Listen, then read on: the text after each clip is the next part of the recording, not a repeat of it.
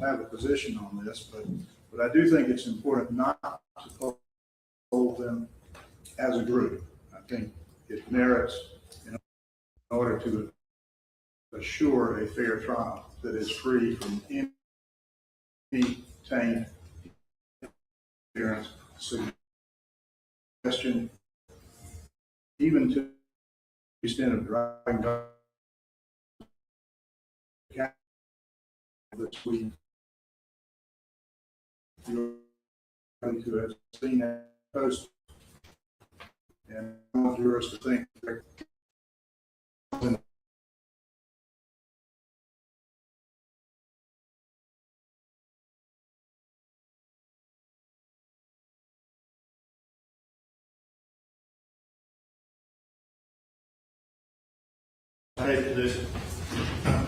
John, I don't think we need to bring any additional attention to this matter.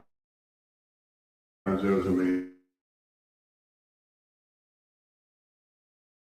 the things that Mr. McCullough has brought up, I appreciate the fact that he brought us our attention. What they're supposed to do. They've not posted, they've not engaged, they've not done any of the things that the court has asked them not to do. What the rest of the world does outside of the courtroom is what the rest of the world does. What the rest of the world calls us, calls prosecutors. I really don't care. You know, we're here to do justice, and that's why we're here now, to ask the jury to do something additional. Now, question, they have the ability to say, hey, Judge, this did or did. And whatever. And that's not taking place. Pull them out.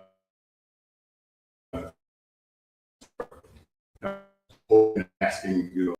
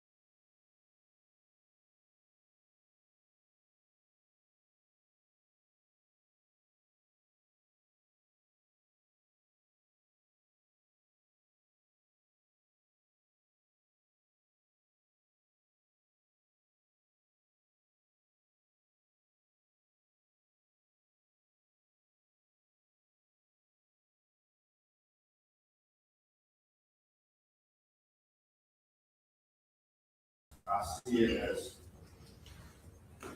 fraught on a number of levels. If I were to go back there and examine each juror individually myself, again, based on what we learned from the court's ruling in Murdoch, I'm hesitant to have any sort of conversation off the record outside the presence of all the lawyers with any juror. So I will deny your motion in that regard. What I am going to say, though, too, is the stuff here that you provided is troubling, although there's been a lot of troubling things all weekend.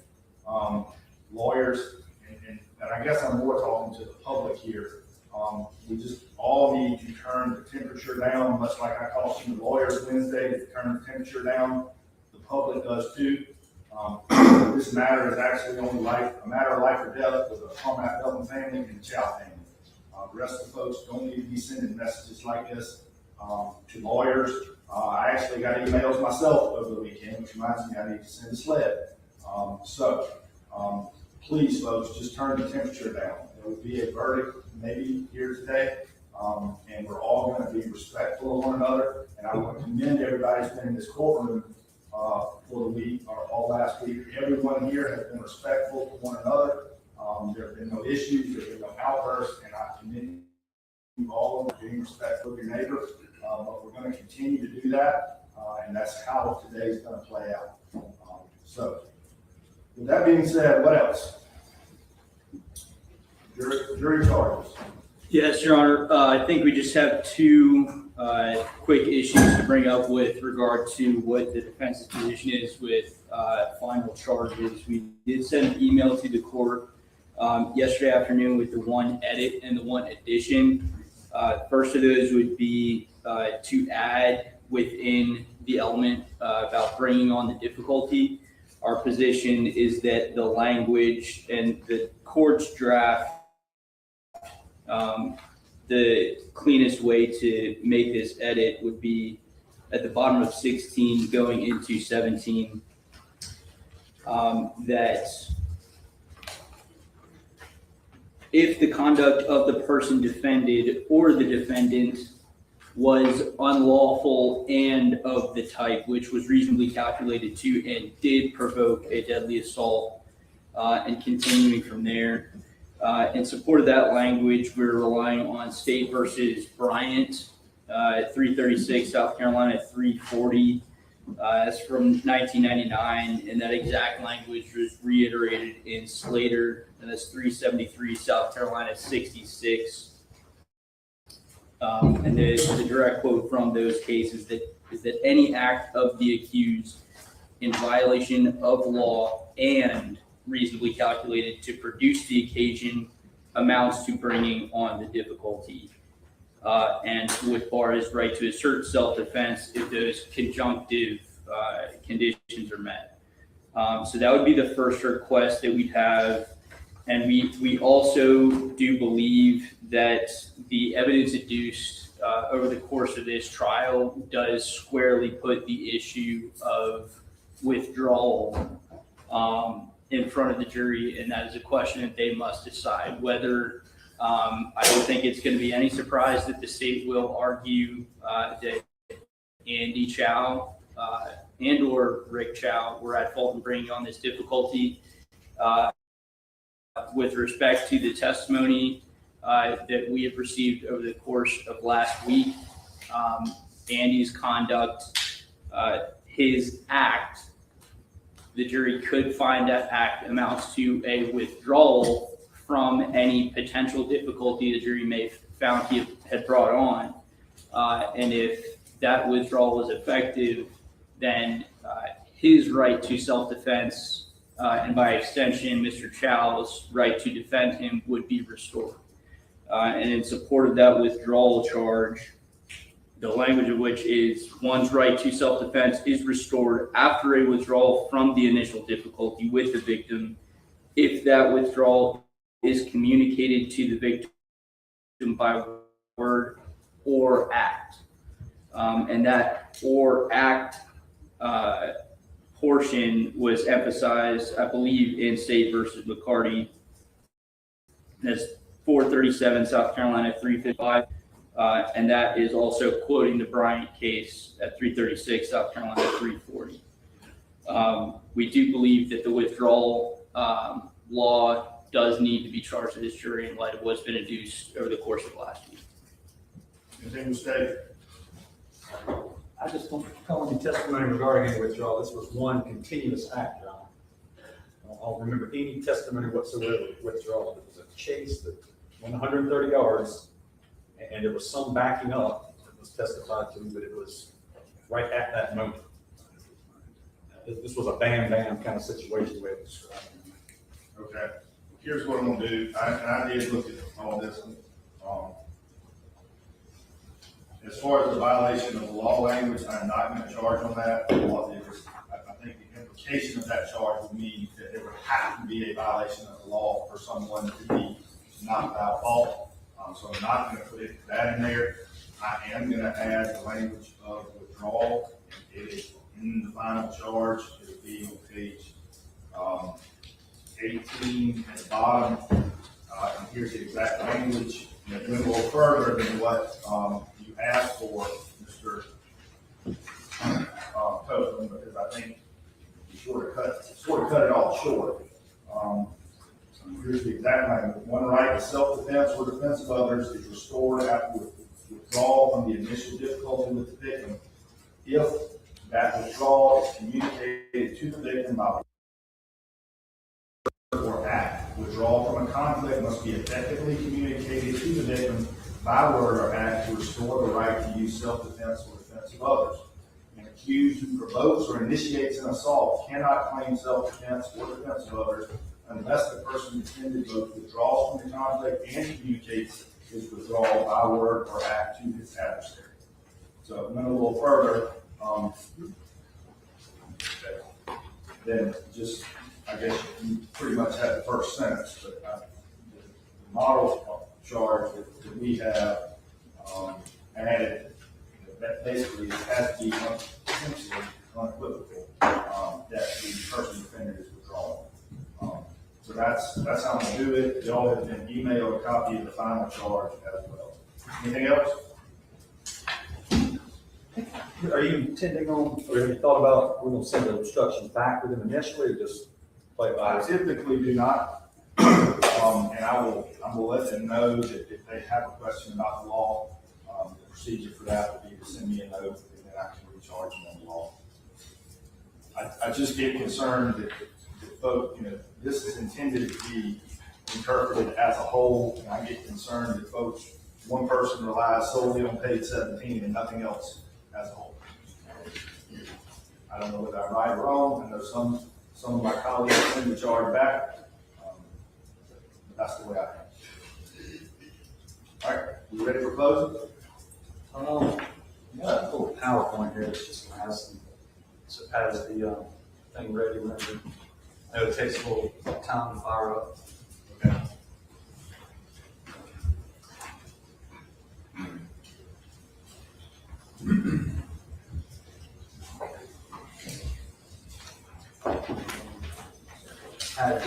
We have it. Will it just turn right on whenever we're ready for the first line? It has to look like stuff. Okay. And you can call the document you gave me, did you give one to the court reporter? I did not, Your Honor, I just passed it up to you, but I'll be happy to come up and hand it. We make this with course next.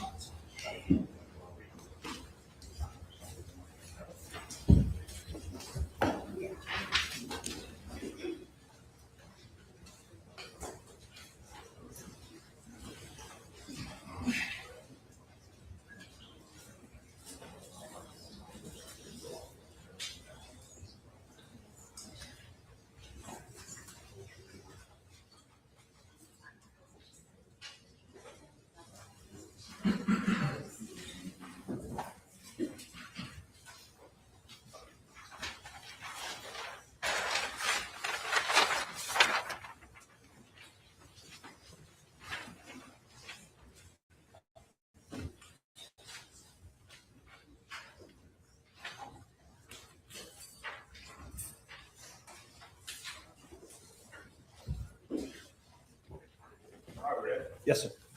All right, making sure, please, sir. Yes, sir.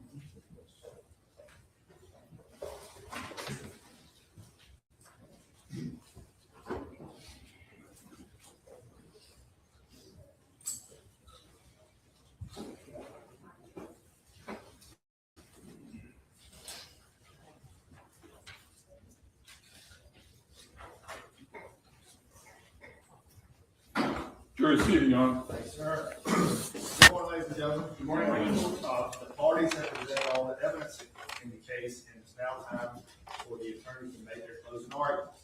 Much like the opening statements, the arguments of the attorneys are not evidence in the case. Their statements are meant to help you understand evidence and apply the law. You should disregard any remark, statement, or argument which is not supported by the evidence presented during the trial or the law that I'm going to explain to you at the conclusion of the argument. Stay ready to close. We are.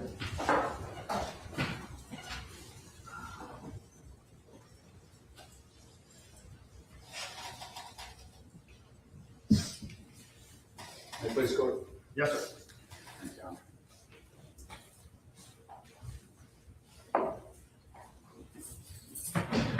What is the value of a human life?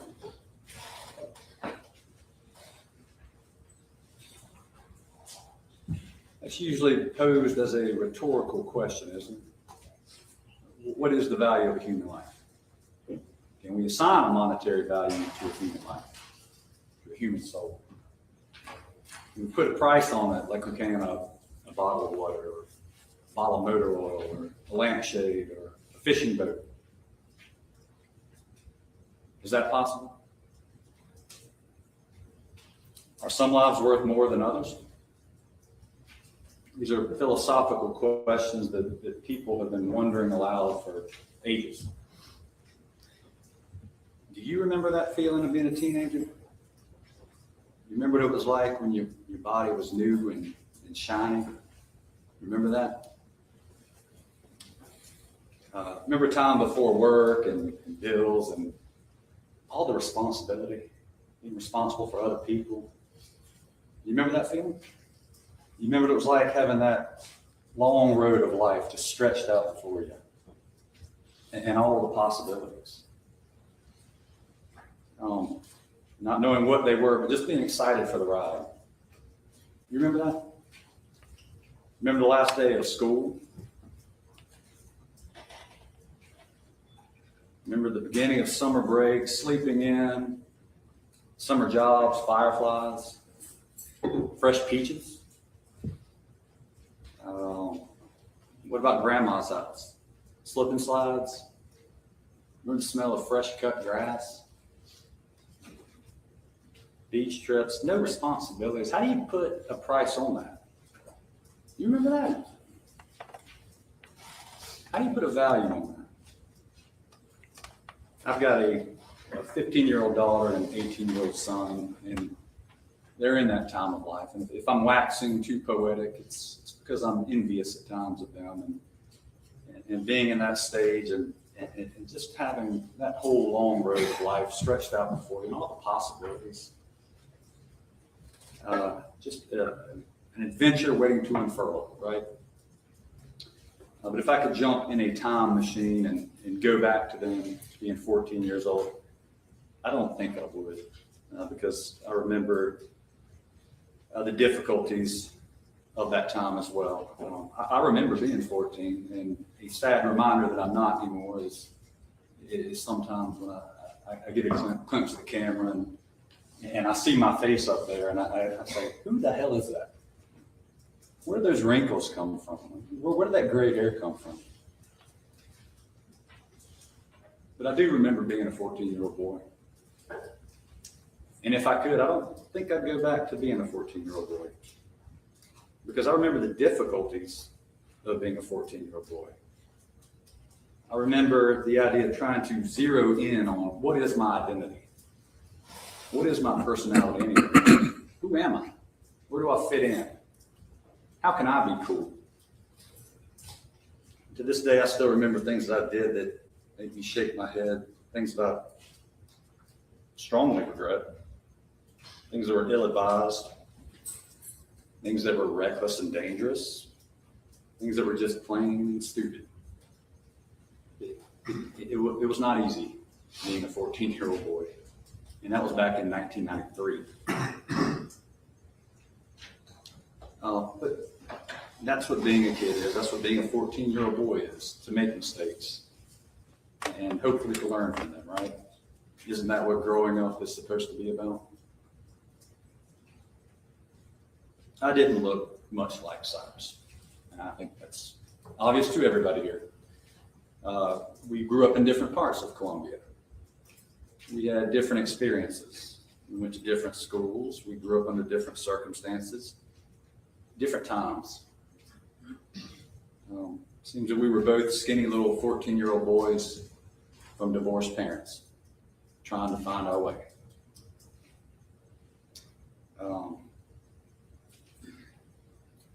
I remember trying to straddle that line between being a child and trying to figure out what it meant and where my place was in the world, and trying to figure out how to be a teenager. Trying to figure things out. And as I said, it seems that to me that it would be infinitely more difficult to be a 14-year-old in 2023 than it was in 1993. There are just things that exist now that were unimaginable back then when I was 14. But some of the broader challenges would have been the same. Where do I fit in? How do I fit in? This would have been that wistful time of life for Cyrus in May of 2023. He had just wrapped up 8th grade. We all know what comes next, 9th grade and high school and all the craziness of that. But right now, in May of 2023, it's summertime. The first week of summer. What's better than that? How do you put a price on that? It's the best time of the year for a kid. There's still a few months before he has to deal with that crazy time of 9th grade and high school. Sunday, May 28, 2023, it was Memorial Day weekend. Cyrus was fresh off middle school graduation, and it was summertime. Why does a 14-year-old have a gun? This was asked multiple times by my friend, known him since I was 14, Jack Swirling. But he asked that a number of times. And I suppose he asked that as a literal question that deserved an immediate, succinct, distilled, and simple answer. That was how the question was posed, that it is a very simple question and deserves a simple answer. Maybe it's not that simple, though. Maybe it's a much broader question that we as a society will eventually have to sit down and come up with real answers to and possible solutions to. Maybe it's a question with an answer that is so complex, it has so many layers, that it's so loaded that maybe it's not something we just figure out in a day. But it does seem, as long as guns have existed, boys have been fascinated by it. Required reading when I was in elementary school was Where the Red Fern Grows. And it was all about Billy and his gun and the exploits and the adventures of 10-year-old Billy and his rifle. Or, my favorite movies back then were Tombstone and Young Guns and Predator and Terminator. Just movies about guns and violence. Boys eat it up. I did. So many movies, so much imagery, so many music videos about guns. It's just, we're in America. It's part of life, and boys eat it up. You can't even get through December without Christmas Story and Ralphie and his fascination with the Red Ryder rifle, right? It's just a fact of life. And that was all before the internet. But again, we live in America, and to take that one step further, Cyrus and I grew up in the South. And we were blessed to grow up in the South, weren't we? And guns are just a part of life, are they not? A gun leaning up in the corner when I was growing up was about as exciting as a cast iron skillet on the stove or a butcher knife in the sink. It's just part of our life. And whether that's good or bad, I'm not here to talk about that, but guns are prevalent and boys gravitate towards guns, whether that's good or not. Was Cyrus right in having a pistol in his pocket May 28th of 2023? No. Was it legal for Cyrus to have a pistol in his pocket, May 28, 2023? No. Has anybody indicated that it was okay or legal or right? No. Did he deserve to die? Did he deserve to die? I remember my grandfather letting me practice with a little .22 rifle. I remember being 8, shooting a .22 rifle. I remember my first single shot, 410 shotgun. I was probably about 12, 13 when I got that. I remember going up to the little cabinet just off the kitchen in my grandparents' house and finding a little revolver he had there. And I remember taking it down, and I remember going down to the pond and shooting a few shots. I was probably about 12, and I knew I wasn't supposed to do that. And I knew I'd get in trouble if I got caught. That didn't stop me. I remember all those things. Boys do things that are ill-advised and not always smart.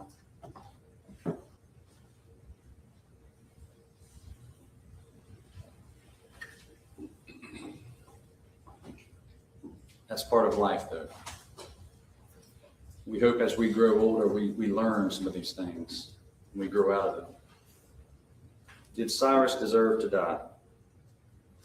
Cyrus Carmack Belton entered that Shell gas station at 7441 Park Lane Road, about 8 p.m., May 28, 2023. He had no way of knowing that he'd be dead in about 10 minutes.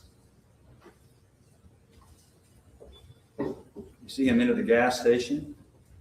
He is immediately asked to take his book bag off, a very fair request, and he complies immediately. He's not rude during the encounter. He does as he's asked to do. We see Alice check the facial recognition database once he comes in. We heard about the facial recognition database they employ at the Shell gas station. And then she went about her business, or pretended to act busy, while keeping an eye on Cyrus as he walked up and down the aisles. At some point, she ducks her head into the office where Rick is. What, if anything, she said to him is unknown. We don't know. But Alice and Andy continued to watch Cyrus as he walks up and down the aisles. Eventually, he goes to where the water bottles are. He had to know he was being watched, right? I mean, I don't think Alice was making it unknown, or she wasn't really disguising what she was doing. He took 4 bottles of water out, put 4 bottles of water back in. He's caught on camera from several different angles doing so. And cameras do not lie. Cameras do not make mistakes. It would have taken about 17 seconds to watch him at that water cooler if Rick Chow had decided to do that. About 17 seconds of his time. 17 seconds to confirm that he took nothing. The failure of Rick Chow to do this will cost Cyrus his life. Thousands and thousands of dollars of technology at Rick Chow's fingertips, and he chooses to act in anger. Cyrus would be a rising senior if he was still alive, entering his 12th grade year of high school. If Rick Chow had taken about 17 minutes to review the footage. 1, 2, 3, 4. 4, 3, 2, 1. As Cyrus turns from the water cooler, Alice and Andy begin asking him if he put a bottle of water in his pocket. $1, 114 pounds, 130 yards, 21 grams. Fight or flight. You've heard that term. It's a physiological reaction, right? It's ingrained in us since we were cavemen, I guess, basically. And it is an instinct, it's a reaction that occurs in situations where there is a threat. Okay? If Cyrus is a tough guy, right? If Cyrus is a thug, right? If Cyrus is a gunslinger, right? If he is that guy, okay? If he's that guy, now is the time you'd see it. Now's the time he'd pull that pistol out, point it, if he was that guy, right? He's not that guy. He's a child. He doesn't pull out his pistol. He doesn't cuss or disrespect anyone. He collects his backpack, drops his head, and he walks out.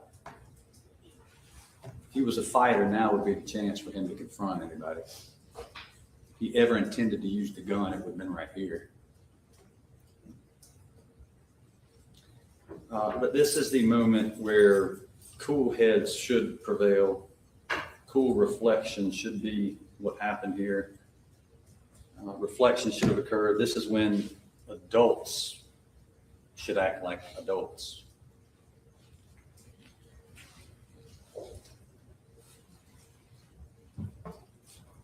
This could have been it. He could have walked off. He would be a kid looking forward to senior year in high school. You have a mother and a father who would still have their little boy. $1, 114 pounds, 17 seconds, 1 second, 21 grams. An entire lifetime ahead, unknown potential, success, failure, redemption, decisions. You know the decision Rick Chow made.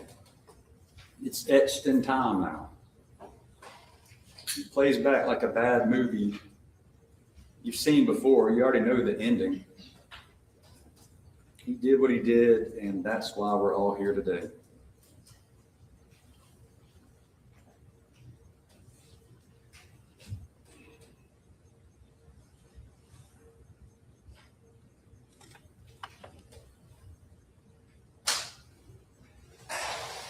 Let him go. Just let him go. We don't need to be here today. Let the boy go. What have you got to lose? What is the value of human life?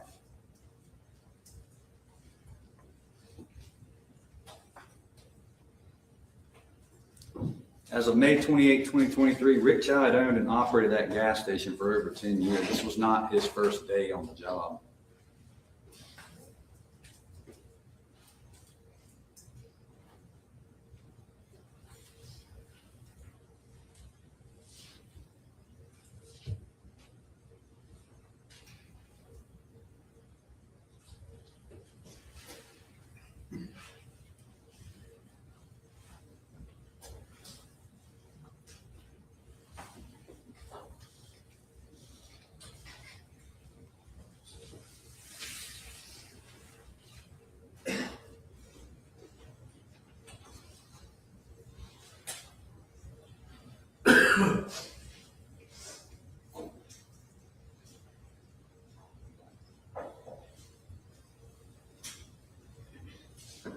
Why not call 911? It takes 1 second.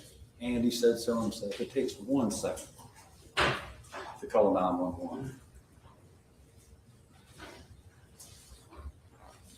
Better yet, why don't we review the videotape? If we think the boy took something, why don't we look at that videotape? Because then we realize we don't even need to call 911. He never did anything. We would learn that immediately. All this at your fingertips. Instead, you choose to act in anger. You choose to make split-second decisions. And you're dead wrong. For argument's sake there, let's say he had committed the abominable crime of stealing a $1 bottle of water. Let's say he did that, okay? Well,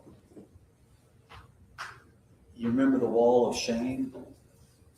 You remember the testimony about all the pictures all over the store of various people who had been suspected of shoplifting. And what we do at the Shell gas station is we take their picture because we have all these cameras that we can get all these pictures from, and then we put it up on the wall of shame. And that's what we do. We shame them. But also if they come back in, we can confront them. Why don't we put this little boy's picture up there then? I mean, if he stole water, let's just do that. That would have been a better option, right? Or we get all these pictures, let's send them into law enforcement. Looking for this guy. And by the way, we know exactly what he was wearing. And by the way, he walked that way down this dead end road. Shouldn't be too hard for you guys to solve.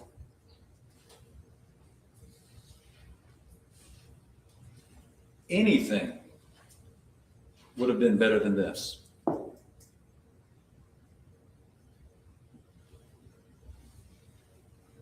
He chose to chase down an 8th grader. The boy was so terrified that he ran out of his shoe and continued running. The boy was so terrified, he's losing clothing. He drops his phone. He drops his mother's phone. But he continues running. Wouldn't that have been even another great opportunity for them to stop? Listen, we've scared this little boy so bad, he's come out of his shoe. Let's stop the insanity right here. Let's turn around. Let's take our butts back to the Shell gas station. What are we even doing anyway? Why are we doing this? But no, they continue tracking him, chasing the boy down. And then he takes that hard fall, hits the ground. What about right then? Wouldn't that have been a good time to be like, we're scaring this boy so bad that he's running out of his shoes. He's lost his cell phone. Now he's hurt himself. We've gone too far. We've gone too far. But no. 130 yards, 114 pounds, 390 feet, 1 second, 17 seconds, 21 grams. Why in God's name are 2 grown men, one armed, chasing a child, because that's what he is, 130 yards? Why in God's name?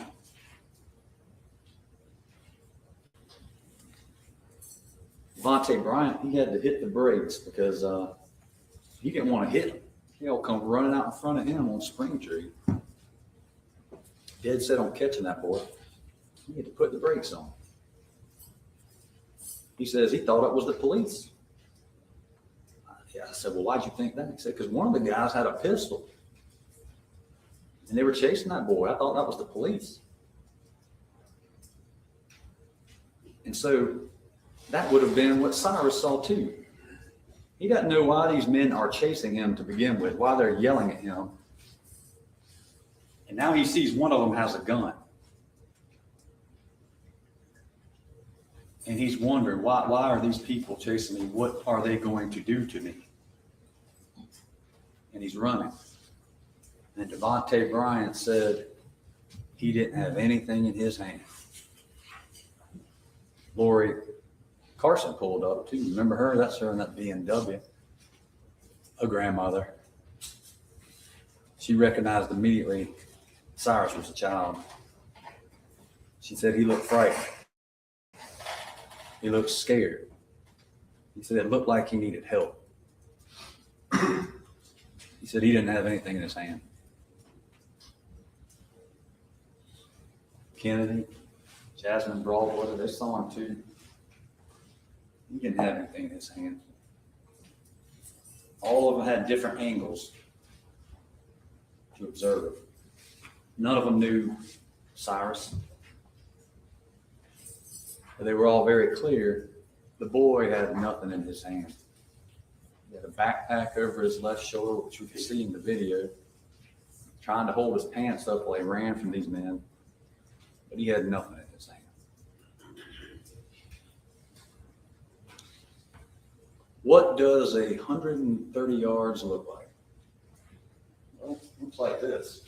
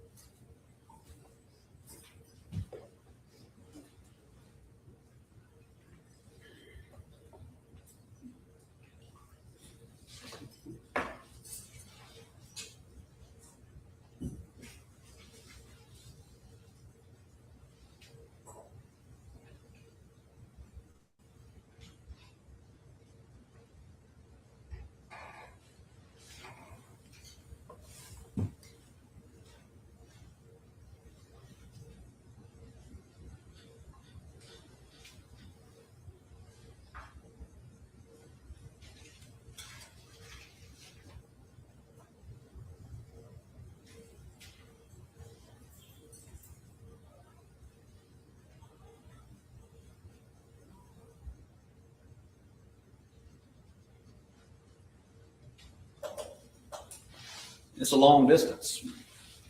It's too damn long. It's 130 yards too long. 114 pounds, 1 second, $1, 21 grams. Cyrus was shot in his back as he ran away from Rick Chow and Andy Chow. He entered his lower back, just to the right of his backbone. He traveled upwards, you see. It went through his lung, you see. It entered the right ventricle of his heart. He came to rest there. And that trajectory tells us he was trying to get away to the very end, trying to run from danger. He died scared. He died bleeding to death. Rick Chow's face being the last one he saw. He died surrounded by strangers.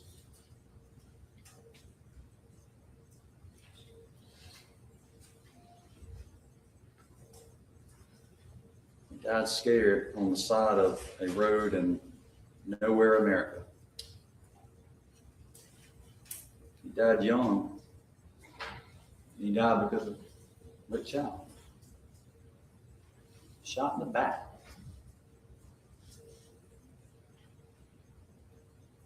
Today, Rick Chow says, well, guys, I had to do it. I had to kill that boy.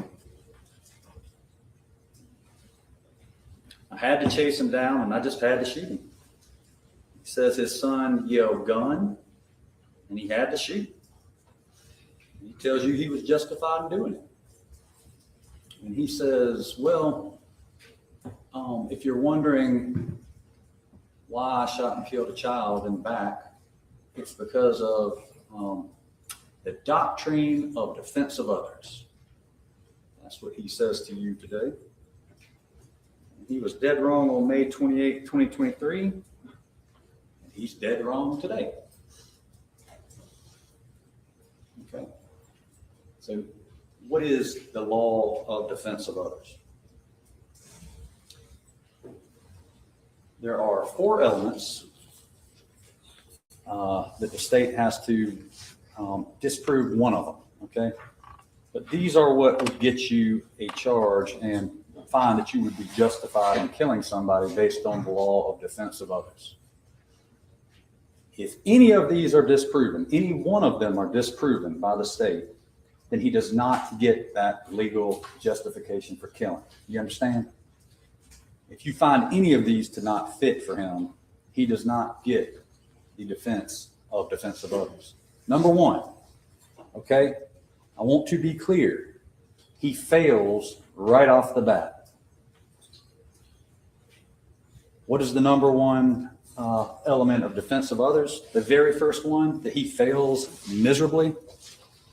Rick Chow and Andy Chow both must be without fault for bringing on the difficulty. Y'all remember those questions I asked Andy? And by the way, the other thing y'all get to consider is credibility of witnesses. Y'all seen people lie before. Y'all seen people tell half-truths. Y'all seen people waver before in questions they didn't really want to answer. Y'all seen that before in life. Y'all have a chance to sit back there and talk about whether y'all found Andy to be a credible witness or not. But one thing I asked him is, Andy, Cyrus is still alive if y'all stay in the gas station, right?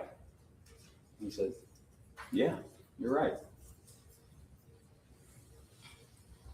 But then they decided to ramp it up. They brought this difficulty on, okay?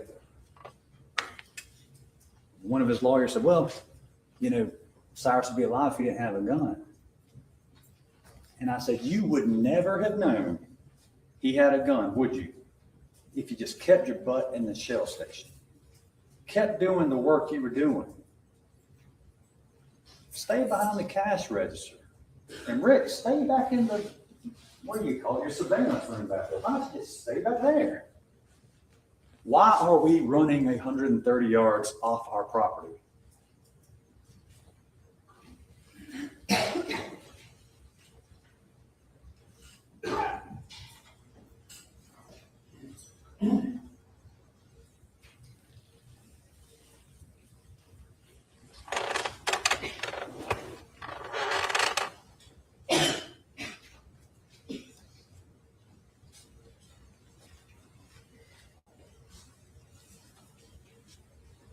Even after he loses his shoes and his cell phone, why aren't we just stopping on the property? If we need to see which direction he goes in, well, we see him running up that straight road, and we know it's a dead end, and we got all these pictures of him. Now we got his cell phone, we got his shoe, we got all these pictures of him, we got his clothing. Cell phone, shoe. Why do we bring on the difficulty when we don't have to? But right off the bat, defense of others fails. Prong number one. A grown man with decades of experience chose to turn suspicion into pursuit and pursuit into gunfire. We fail immediately. But if we were to consider going on, he fails all four of them. Let me just walk you through it just to be clear. But if any one of them fail, he does not get that defense. But number two, Rick Chow must be under the belief or have a good faith belief that Andy Chow was in imminent danger of death or serious bodily injury, harm. We saw that a fall and the after effects of it, it was such a violent fall that it led to those wounds to his shin. He goes face down into the ground, with various witnesses said. And then marker AA right there, that would be the laser pointer, the flashlight we heard so much about. That is an interesting marker because you know what that tells us? A couple things really. It tells us where Cyrus fell and hit the ground, but it also, along with those wounds to his leg, shows us how violent of a fall it was. That would be where he hit the ground. And the only way this works is if his gun comes out of his hoodie, hits the ground so violently it dislodges the flashlight, and that's where it came to rest. Ladies and gentlemen, if you are a 14-year-old boy and you know you're not supposed to have that gun, and you're being chased by people and it spills out, the very first thing you're going to do is pick it up and continue running, which is exactly what Cyrus Belton did. He was trying to get away. But as you see right there, that would be where he fell. And we know he continued running because his body's found past those two poles. But what is further up towards where his body came to rest? AB right there is that shell casing. That is approximately where Rick Chow stood when he fired the weapon. So even after we see where Cyrus fell, Rick Chow is still advancing towards them, still moving towards where he ultimately came to die. I don't know how you describe being in fear of this boy and being terrified of him, but even after he falls and you supposedly become aware of a gun that spills out of his pocket, you continue to advance towards him. How do you say now that you were in fear of him? And would a reasonably prudent person have done this? Would a reasonably prudent person have even left the shell station? The answer is no. He fails 2, and he fails 3. So finally, Andy Chow must be shown to have had no other probable way to avoid the danger of death or serious bodily injury than to act the way he did. Okay? I don't understand how you can ever say I'm retreating when you were the one chasing somebody, chasing them off your property, chasing them 130 yards down a road that you don't belong on. How do you then say I was retreating? No, you are advancing. You were the one bringing on this difficulty. You started it and you're the one who continues it.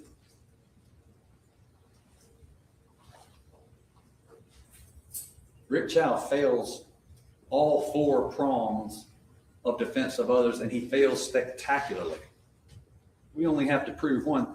Number 1, he fails right off the bat. I submit to you, he fails all 4. This would be a shot by now. You know, we spent a lot of time. I know it's been boring at times trying to orient you guys with the landscape, but it is important really to kind of have a general familiarity with this area we're talking about. But if we're looking at this picture, which is an evidence, y'all seen those poles right there a number of times. That's kind of a good marker. You've seen this drainage ditch right here on the bottom where the backpack was found. That's another good marker. Behind us would be the Shell gas station at Park Lane Road, and forward is just the dead end.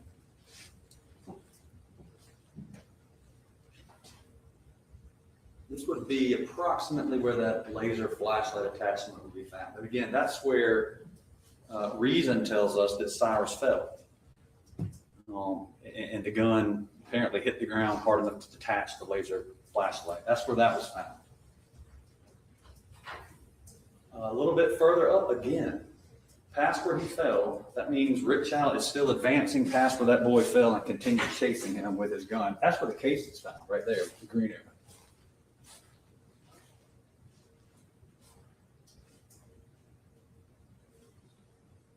Behind those trees, there's Bradford Bears right there. That is where, we know from the body camera, that's where Cyrus comes to rest. That's where he dies. I mean,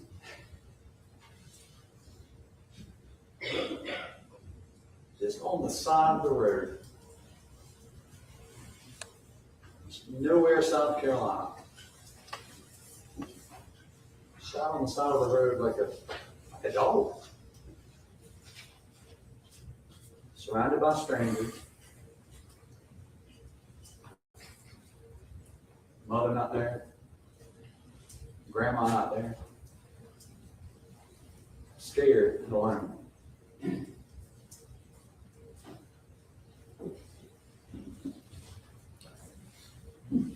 Murder is, in South Carolina, statutorily defined as the killing of another person with malice aforethought.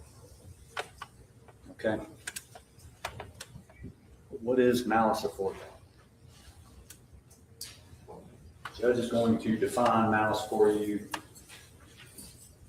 This is malice. You see this right here? Y'all see that? Look at it. This is what malice looks like right here.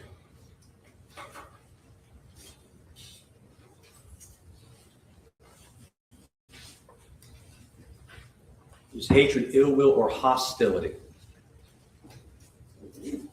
We know how Rick Chow feels about shoplifters. Okay. He has devoted a large amount of space in his store to advertise shoplifters and identify shoplifters. He doesn't like them. Malice is ill will or hostility towards another person. It's the intentional doing of a wrongful act without just cause or excuse, and with an intent to inflict an injury under circumstances the law will infer an evil intent. When does malice need to form, and when does it need to exist in the mind of Rick Chow?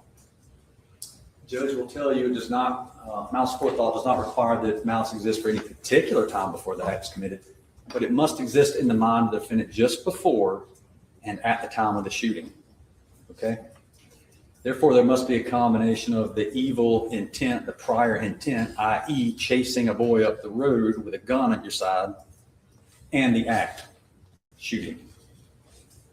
How can malice be shown? There are two types of ways it can be shown. It can be expressed or it can be inferred. They're not different, but just the way they may be shown. Express malice is shown when a person speaks words which express hatred or ill will for another, or when the person prepared beforehand to do the act which was later accomplished. Malice can be inferred from conduct showing a total disregard for human life. This is malice right here. Y'all see malice?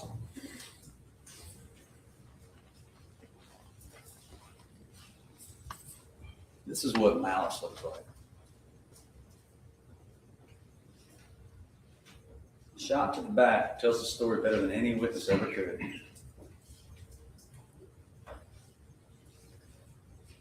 The state must prove their case beyond a reasonable doubt. This is the standard of every criminal case from here to Seattle, all across the U.S.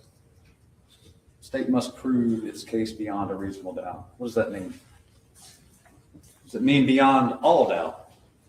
Does the state have to prove a case that leaves everyone saying, I have no doubt about anything anymore? No. It means that if you have a doubt that is reasonable, whether he's guilty or not, do you have a doubt that he's guilty? If you do, is it reasonable? Is it based on logic? If it is, then you should find him not guilty. That's just the law. That's how it's always been. But if your doubt as to whether or not he did what he did is not reasonable, or your doubt is not really logical, you must find him guilty. Does that mean you have to be 100% certain about everything regarding this case? It does not. The judge will tell you there are very few things in this world we know with absolute certainty, and in criminal cases, the law does not require proof that overcomes every possible doubt. He's going to say, if based on your consideration of evidence, you are firmly convinced. I put that in bold because to me, it's the best way to understand beyond a reasonable doubt. When you go back there and y'all are talking about issues or what you remember about specifics of the case, just ask yourself, are we firmly convinced? Let's all take a poll. Are we firmly convinced of his guilt? And if everybody raises their hand, then you find him guilty. That is how you determine whether or not there's reasonable doubt or whether there's proof beyond a reasonable doubt. Are we all firmly convinced? Remember those two words. He's going to say it twice when he reads those instructions to you. Firmly convinced. So when y'all get back there and y'all say, what was reasonable doubt again? You say, well, I remember Dale saying firmly convinced. That was what we have to decide. Are we firmly convinced?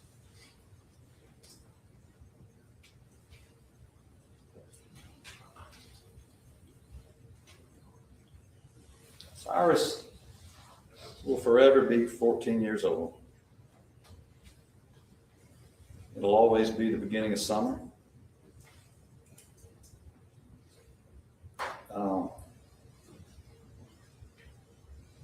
Ninth grade in high school, they'll never come.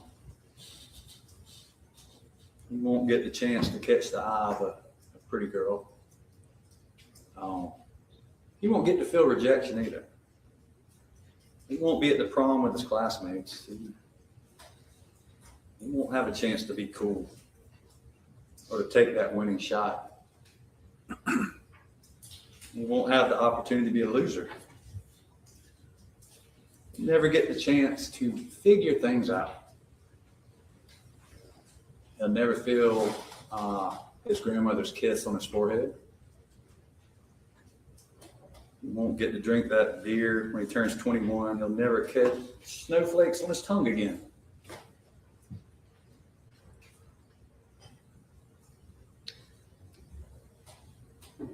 He won't get to feel the sun on his face that first warm day of spring.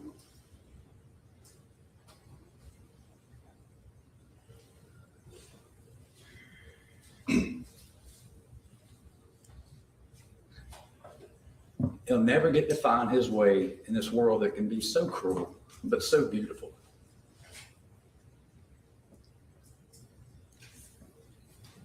He won't be like this 14-year-old boy and look in the mirror and see these wrinkles and this gray hair that just kind of came out of nowhere and be able to trace them and think back of the memories and the experiences behind them.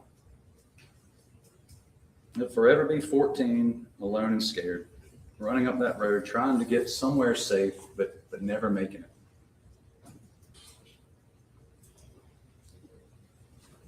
The solicitor, Stephanie, and Weston and I, we walked that stretch of road on Spring Tree a dozen times or more.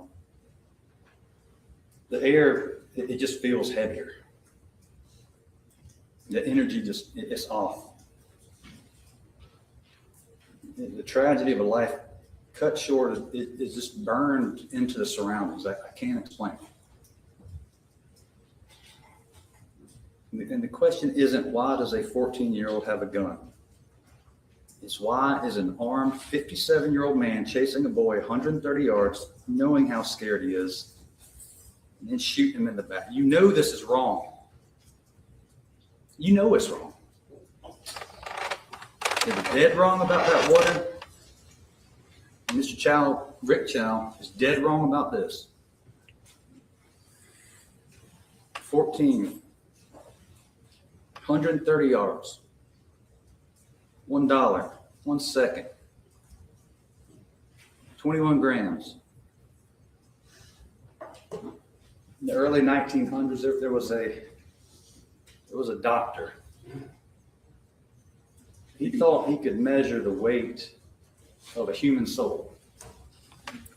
He thought it was possible to determine the physical weight of a human soul. He measured 6 patients just before and then right after death. And in one of them, he found something interesting. One of the patients, he determined there was a difference of 21 grams. And so he determined, based on that experience, that the human soul weighed 21 grams. 1 out of 6, very small sample size, and it wasn't well documented, but still, it became a popular concept that the human soul weighs 21 grams. We know that's silly today in 2026. But does our spirit weigh? Does it weigh 21 grams? No, we know that's silly. Just like we know a human life, there's no value you can put on it. It's worth way more than silver and gold. It's worth way more than this. You know it. Ladies and gentlemen, you have a decision to make. I thank you for your time and attention this last week and then today. I thank you. There is only one verdict here that speaks the truth. There was only one verdict that addresses what this man did and what this man took away. One verdict. That verdict is guilty. That's what I ask you to do. Find Rick Chow guilty of unjustly taking Cyrus Carmack Belton's life. Find him guilty. That is the only verdict that speaks the truth and speaks to the evidence in this case. Thank you. That's right. All right, yeah, we'll take about a 10-minute break. The technology and stuff sorted out. All right, ladies and gentlemen, we're gonna take a short break. We'll be right back with you, about 10 minutes. We can help discuss the case, or anything of that nature. We'll see you shortly.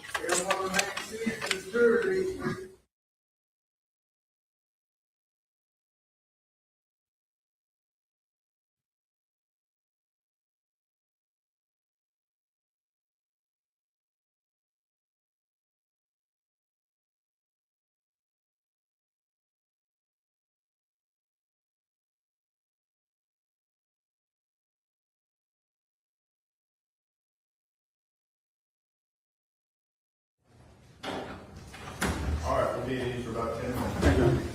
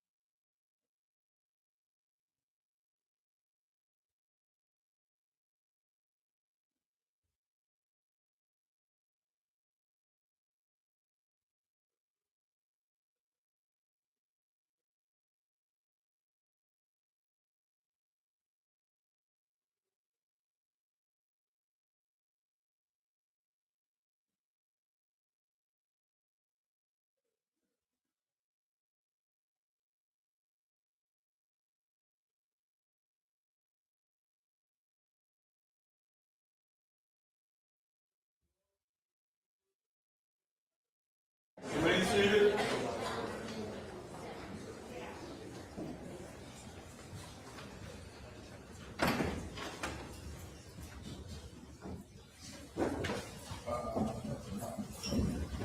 Are you ready? Yes, Your Honor. All right, bring it to yours, please, Whoa, sir. whoa, wait on the defendant. Yeah, you go downstairs.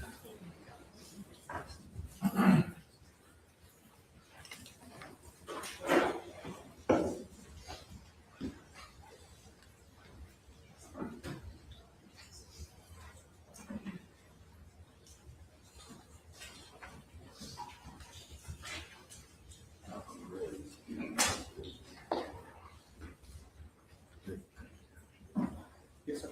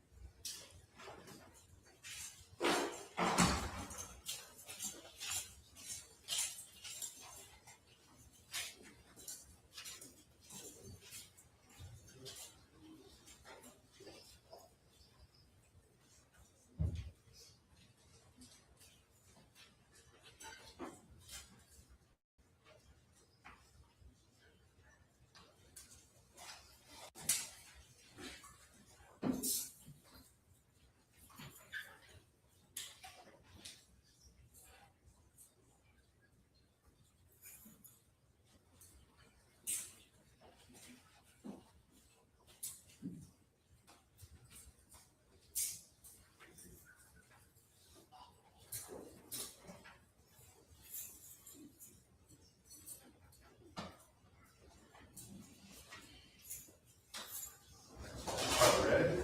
Ready, Your Honor. All right, bring it to yours, please, sir.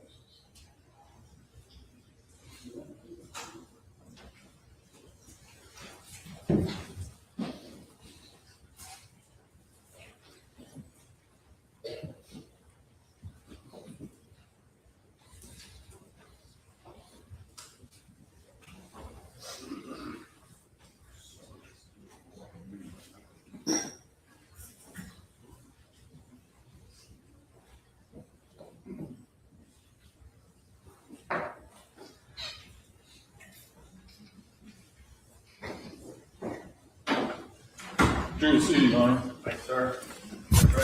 Yeah. Yes, sir.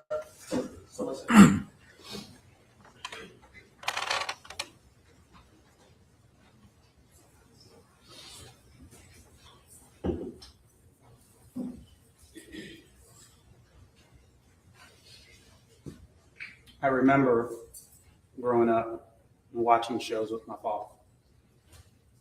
And I'm old enough to date myself a little bit that we would actually listen to radio shows. And one of the radio shows that we would listen to quite often is a guy named Paul Harvey. And what he would do is he would tell stories. And in telling stories, what he would do is tell a story that he thought that everybody actually knew. He would tell a story and he would give details of a story that he thought that everybody actually knew already.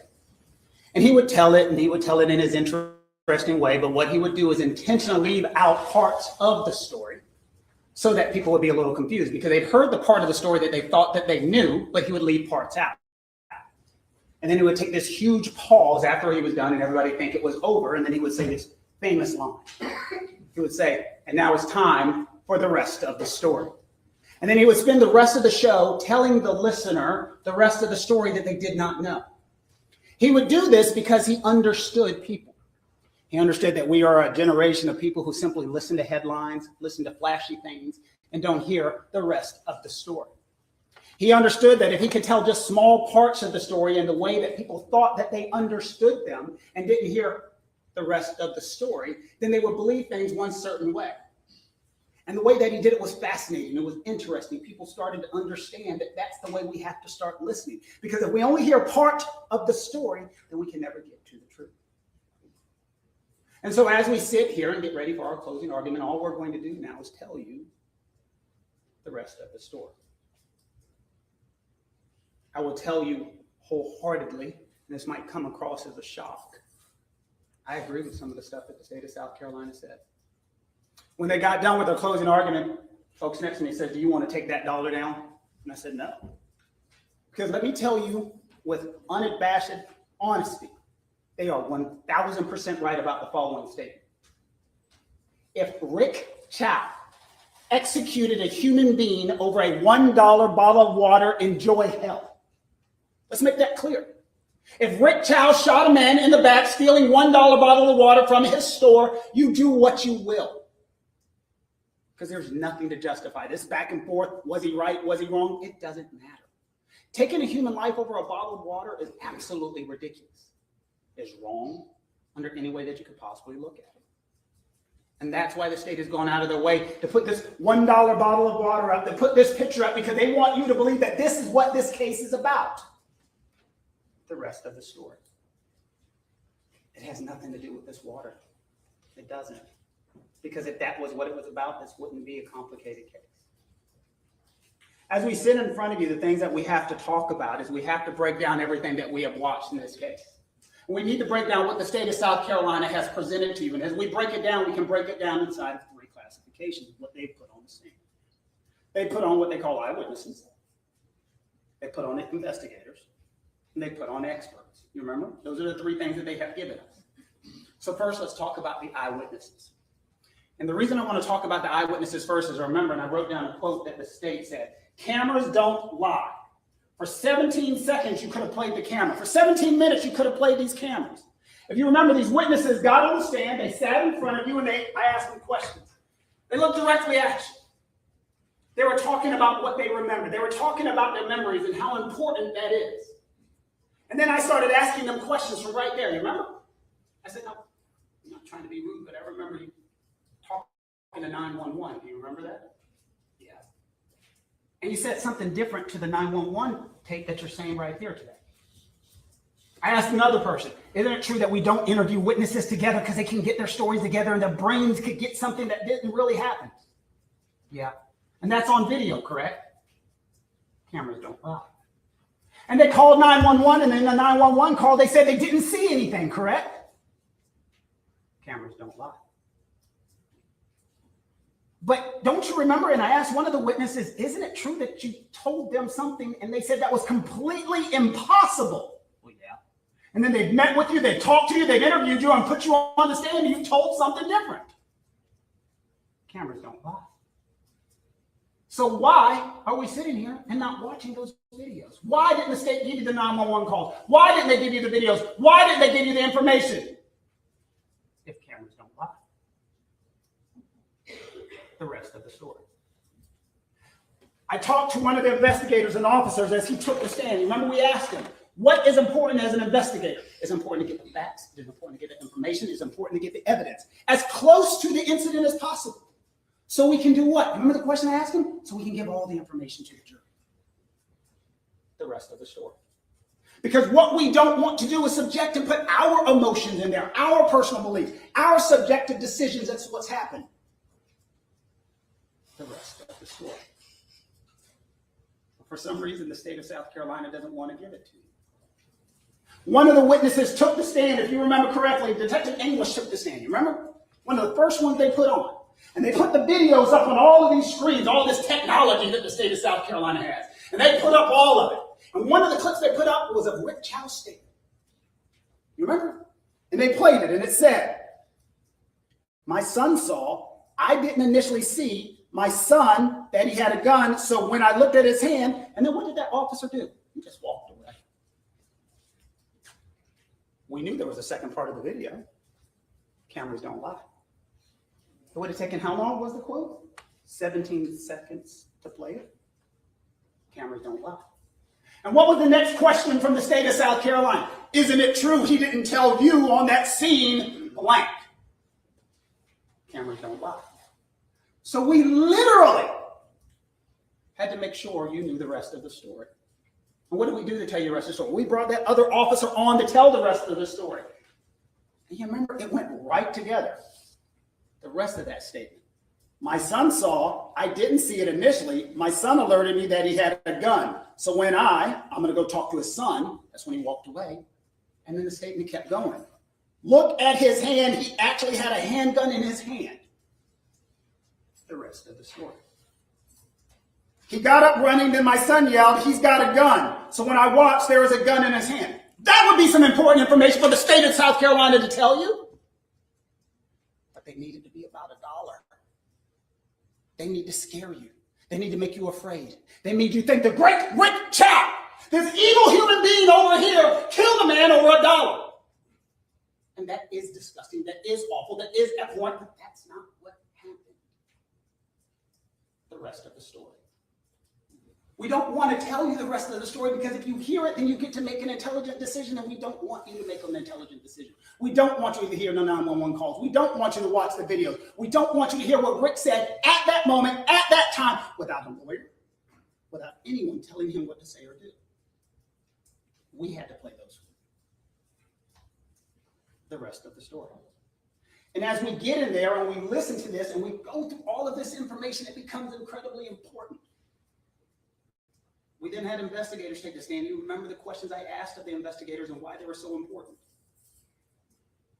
The state of South Carolina, for you to make a decision, has come in front of you and said, put witnesses on the stand. Guns aren't that bad. 14-year-old kids have guns all the time. And they had witnesses literally with their hands on the Bible looking at you, talking about, guns are prevalent. It's not that big of a deal. That was the testimony. I didn't make that up. That was the testimony that they submitted. Do I think they believe any part of that? Not a line of that. But they have emotion. They're upset. And they want you to believe it's about a bottle of water. It's not. The rest of the story. And then there was an expert who took the stand. You remember? I asked her a very directly question. I had her sit right here. She stood in front of you as if she was Rick Chow. And I showed her what we said Mr. Belton could have been doing. And what did she say? Yeah, that's possible. The rest of the story. She described the bullet path, back to front, right to left, slightly upward. The rest of the story. We got to avoid all of that because that changes our narrative. So now we go into what they did present. And let's talk about the part of the case that we're all wondering about, the thing that everybody's there, and if it's in your gut, it should be in everybody's gut. And they spent their entire case. The case was a day and a half, and most of it they spent it on one part. chase, the chase, the chase. They shouldn't have done it. They shouldn't have done it. They shouldn't have done it. You remember one of the witnesses, the investigator, got on the stand, and I had to ask him the question, is there anything illegal about that? No, sir. But that's what they're talking about. Well, common sense. We don't want you to do it. But it's not illegal. That's an important distinction to know. This is a store. The testimony was they've owned it for 11 years. Margins are small. You've seen the wall of shame. People have shoplifted. People have stolen. Chased them. I've been stolen from. I chased the people to Georgia, flat out. It's their property. They're emotional about it. And that's why he ran after her. The question isn't, do you think it's right? The question is it legal? And then you go to the second part of it, is it legal? If it was illegal, don't you remember Andy Chow sat up there on the stand? And Mr. Scott got right in his face, and he was yelling at him, and he was going angry with him, and he was saying everything to him. But the one thing he didn't say to him is, and you have been charged with following this young man out of the store. And you are criminally liable for following this young man out of the store. Because he's not. He's not liable. He's not criminally liable. He has not been charged. And he did not do anything wrong. But when you Monday morning quarterback and come back and look at the situation and say, well, why? You know what? They could have done this. They could have done this. They could have done this. Because that's what the state's case is. Think about it. How many times did you hear throughout the course of this trial the great state of South Carolina say the following sentence? They could have done this. They could have done this. They could have done this. They could have done this. They don't have evidence to offer, but they have fear, passion, emotion, and they want to get that out of you. They want that fear, passion, and emotion, and for you to ignore the law. We do not get to take the law the way that we want it to be. We take the law the way that it is. Let me say that again. We don't get to take the way that we want it to be. The solicitor can't say, well, I want it to be illegal for a shopkeeper to go out of the store. Shopkeepers should not be able to follow somebody. That's what I want. Andy, that's what I want. That's not the law. And then there's one last part that he, for some reason, has ignored. Let's say one of you, just one of you for argument's sake, are sitting back there and you say, you know what? I think they are at fault in bringing on the difficulty.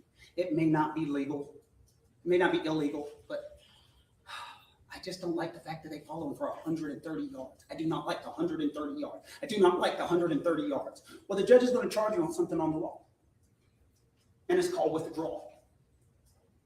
Let me explain that concept to you. Let's say one of you start a fight. Let's say I start a fight with Mr. Scott.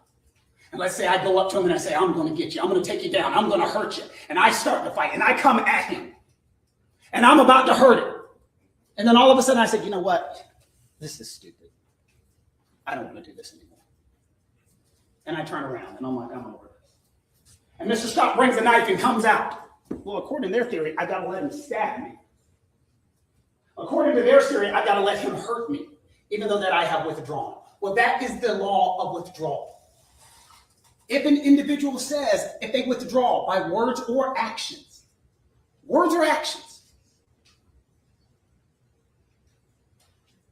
their right to self-defense is back on the line. The rest of the story. And don't take my word for it, the judge is going to instruct you on the law, and that's one of the things he's going to talk about. So when we talk about the chase, when we talk about why did they run out of the store, when we talk about they shouldn't have gone out of the store, as I told you, you legally have a right. The officer, their own witnesses told you, they legally have a right. This officer with 25 years of experience, dealt with shoplifting, dealt with this. He says, we prefer you not, common sense. But then there's a last part of that wasn't on their little pretty board, the right to withdraw. When Andy Chow testified, when he told you what happened, he said, I was following him. I was running after him. He fell. When he got up, he had this gun, and then I went this way. And as his hands were up, remember I asked him directly, the gun was still pointed at you? Yes, sir. You were looking directly at the barrel? Yes, sir. And then what did you hear? I said to my dad, he's got a gun. He's got a gun. And then what did he say his dad said? Drop it. Stop. Drop it. No. There's not more withdrawal than that. When he is yelling, stop it, drop, no. That's a withdrawal. That's saying, look, man, you got it. You got the gun. I'm good. They love to say that everything could have stopped. He could have put the gun down. But we have to ignore that because that's not part of their story. We cannot tell that part of the story because it's not necessary. And when we tell this story, you might look at me and say, oh, Mr. Kent, that's some creative lawyering. No. That's why we played the 911 tape. And in the 911 tape, you heard. That's why we played Andy Chow's interviews. Didn't hide it. What do you say? Takes only 17 seconds. What was the other quote? Better than any eyewitness ever could would have been a video.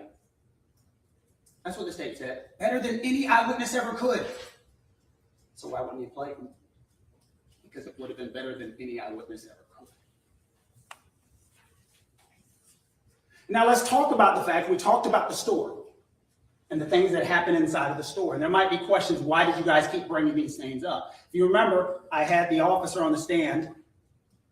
Great officer, great investigator, great person. But I had him on the stand, and one, I was talking about firearms and 14-year-olds, and he went back and forth because I don't think they wanted to admit that this is a problem. But the thing that was the most important is I asked him about suspicious behavior. Did something look weird to you when you went back? And he didn't want to admit it. But use your own common sense on that. I asked him the direct question, looking back through your investigation, as you have gone through and looked at the full file and looked at everything now, do you find it weird, odd, suspicious that a young man would go into a gas station without any money, with an empty book bag, pull it in the chamber, and then was looking like he was taking stuff off of the counter? I don't find that suspicious. I find that answer suspicious. The reason we brought this up is not to suggest I don't know what Cyrus was doing. I don't. But use your common sense and ask yourself, that does seem strange. And the reason we bring that up is that would explain why Andy, who was sitting at the front counter, looking back, is watching this and going, he's acting strange. He's acting weird. He's putting water back up, water back up, water back up. It looked weird to me. And then he came up to the counter with his hands in his hoodie, and there looked to be something heavy in there. I didn't know what it was, and so I asked him. He did this, and it looked like there was something heavy in there. It was the gun. Did Andy know it was the gun? Absolutely not. But you can understand why Andy would have said there's something strange going on. His behavior, something in the pocket, going weird with the water, that's what was strange. So that is to explain why Andy made the unilateral decision that there was something strange going on here. And then Andy made the decision to follow him out of the store, chase him, run after him, whatever you want to call it, but he made that decision based upon a reasonable belief of what anybody would have thought something strange here.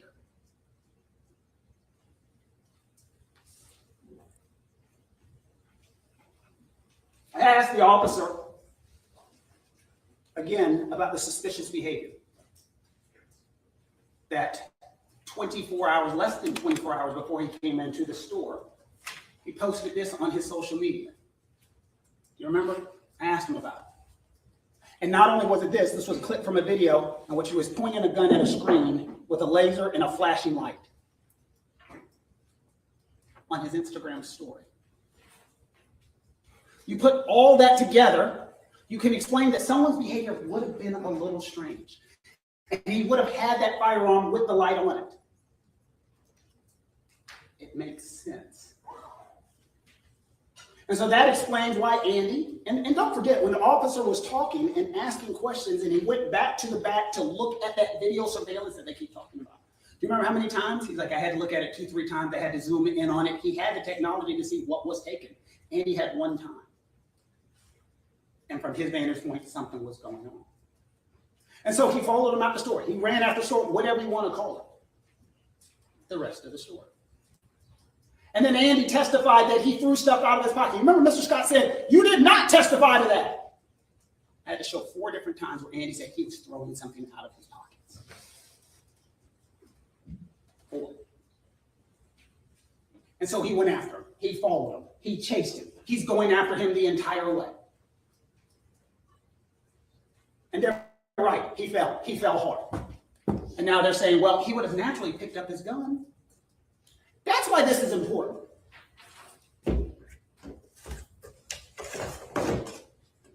He's running. Or let's put it this way. Let's try two.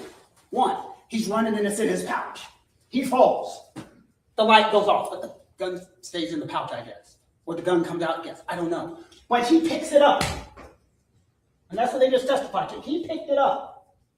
The judge is going to tell you something else about defense of others. You have the right to act on appearances. And you have the right to be wrong. He's going to tell you that. They just told you. He was running, he fell down, and he picked up a firearm. All this stuff, all this back and forth, he 100% from the state's mouth, he picked up that firearm.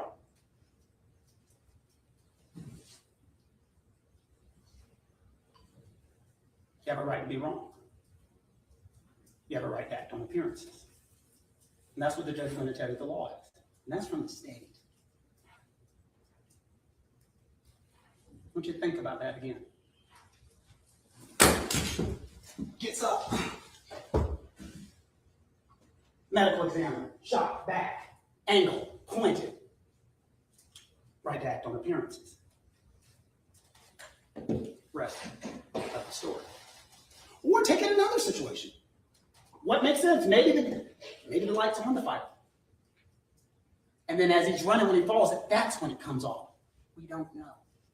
Because the burden of proof is on the state to prove what happened in that situation. And they've just admitted the one thing we know for a fact is he picked up the firearm. That's from them, not from me. That was their admission. And then as he picks up the firearm, then we have to go with Andy's testimony. And he's right. If you don't believe what Andy says, if you think Andy is 100% a liar, you can stop right now. Andy's lying. He made it up. This is completely not true. The gun was never pointed at him. He never saw this silver barrel that he only would have seen after he saw discovery. He never saw it. And then let's take that one step further. Not only did you must believe that he is a liar, you must believe that Rick Chow is the most creative, smartest person in the history of the world. He is clairvoyant, if you will. Let's give him an Oscar. Rick Chow was able to decide, you know what, I'm going to kill this boy. I need to figure out when he's going to come into the store, when he's going to have a gun, when it's going to be in his pouch. I need to make sure that Andy sees it. And then I need to make sure Andy follows him for the direction. So I need to make sure Andy calls 911 and says exactly what I want him to say. I need to make sure Andy says the exact thing that I'm going to say at the exact time. Because that's what would be necessary to believe the state of South Carolina's case today. That Rick Chow set all this up in motion to execute a shoplifter. The people he decides, needs, has to help him make a living. It doesn't make any sense. And if we take this one step further from the state's theory, Rick Chow is so pissed off, so damn angry about this shoplifter, hates him so much that he executes him. Why not shoot him when he gets out of the store? Gun's already on his hip. Why not walk out of the store? Shoplifter, $1, he stole, shot. Shoplifter, 10 yards, shot. Shoplifter, 20 yards, shot. 30, 40, 50, 60, 70, 80, 90, 100, 110. Why wait 130? Unless something changed. What changed was somebody pulling a gun and pointing it directly at his son. That's what changed. If he wanted to execute Cyrus, he could have done it right outside of that store.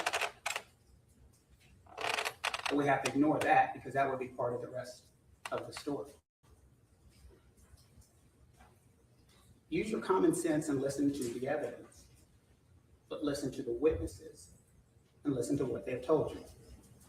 Murder, as the state has told you, is the intentional killing of another human being with malice aforethought, without self-defense. We have just showed you self-defense and defense of others. The state has melded a little bit of those theories together, but you need to make sure that you understand. One, without fault and bringing on the difficulty. Again, I've explained to you that you have a legal right to follow somebody. Whether they like what the law is, that's what it is. And as you're going through that, then you have to talk about imminent danger. And this is from the eyes of Andy.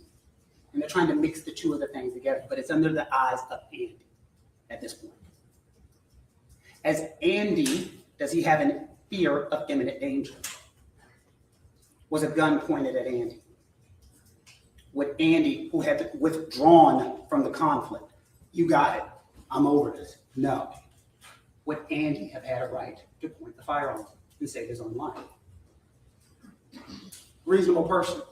A reasonable person in the same situation, what would they have done? And we can take that two ways if we want to argue the state's theory. Way one, Andy, gun pointed at you. Would he have had a right as he rescinds? Remember that knife in the back situation? Andy would have had a right to fire to save his own life. But more importantly, the reasonable person's situation, Rick Chow would have had a right and did have a right to save his son. The strongest evidence that was given in the entire this case is when the officer got on the stand and I asked him that question. And I said, have you ever fired your firearm? No. Have you had a firearm pointed at you? Yes. I didn't fire. What if someone was pointed at your loved one? Yeah. I asked that same officer the situation when officers are chasing somebody and you chase them incorrectly. Remember we asked him that question. You chase somebody incorrectly, what happens? We chase them incorrectly, it does happen. And what would happen if that individual pointed a firearm at you? Remember the example he gave? If someone pointed a firearm as I'm chasing them incorrectly, well, I would tell, and they turned around and pointed a firearm at me, I would tell them, stop, drop it. And if they did not drop it, I would fire. It sounds eerily familiar to this case. And that's some of the rest of the story that the state of South Carolina, for some reason, has chosen not to tell us today. And then we go, duty to retreat, or can you retreat? As a person is pointing a firearm at you and you're pulling backwards and someone is saying, stop, no, don't. That's what duty to retreat is. No one turns and runs. The judge is going to tell you, as I mentioned, as we're talking about self-defense, and I've said it several times, you have a right to act on appearances, and you have a right to be wrong. So as we sit here and we're in Rick Chow's position, we're wondering what Rick Chow is doing. As we've heard this testimony, Rick Chow sees a gun pointed at his son. His son says, as you heard, I was afraid, I was terrified.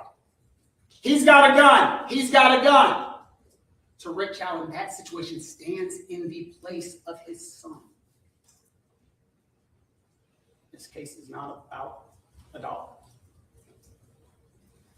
This case is not about a shoplifter. This case is about a father who sees a gun pointed at his son and had to make a decision.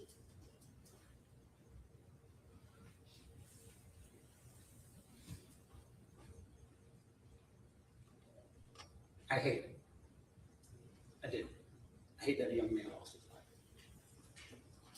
I disagree with the state's theory on it's not that big of a deal that kids are going around with guns. I hate it. It is a problem. And it is a problem in this case. I hate that we have sat here and tried to make this about something that's not. I've listened to the state of South Carolina's opening statement talk about Cyrus's age, his future, and I understand all of that. I do. The one thing that does not know Cyrus's age is that gun. The gun doesn't know how old he is. When a gun is pointed at somebody, you have an option.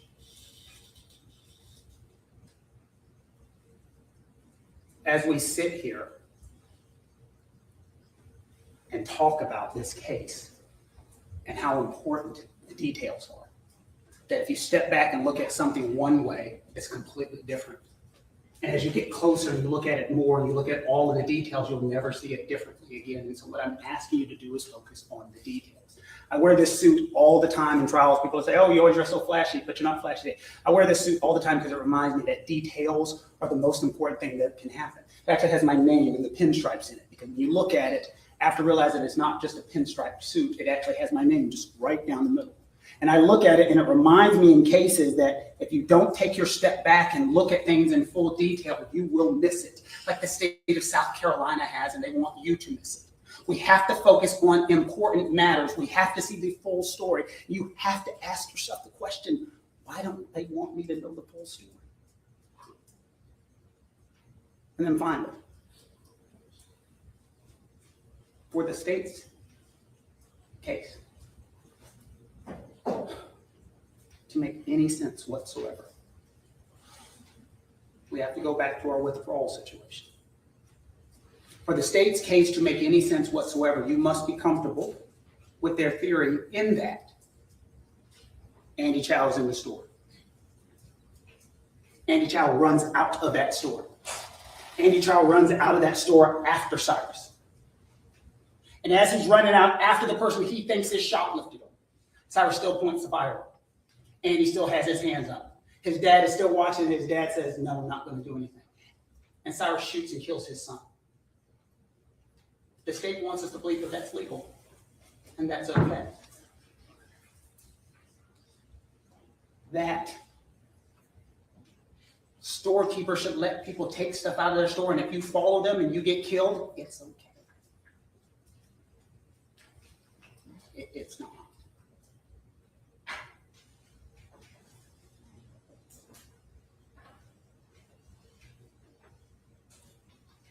Now, you know the rest of the story.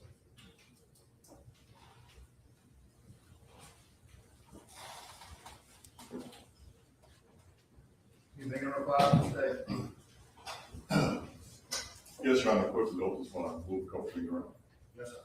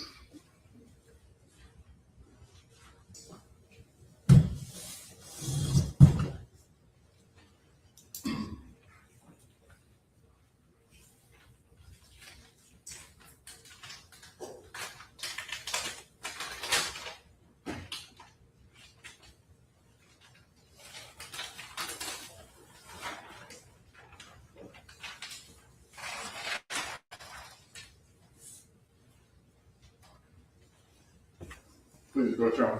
Yes, sir. Counsel. Mr. Kent spoke to you guys, ladies and gentlemen of the jury, for a moment or two. And he talked about Paul Harvey and the rest of the story. Sounds a lot to me like this was the rest of Mr. Kent's story. Because many of the things that he said were things that he said, but the actual eyewitnesses never said. Reminds me of when I was a kid, a couple of years maybe before Mr. Kent, but a whole lot of years after Mr. McCullough and Mr. Swirling. We used to, as kids, go down to Augusta, Georgia. My grandmother was from a small town called Trenton, South Carolina. It's in Edgefield County. And way before I was born, probably when I was still a twinkle in my parents' eye, she moved down there because there were just better opportunities to work.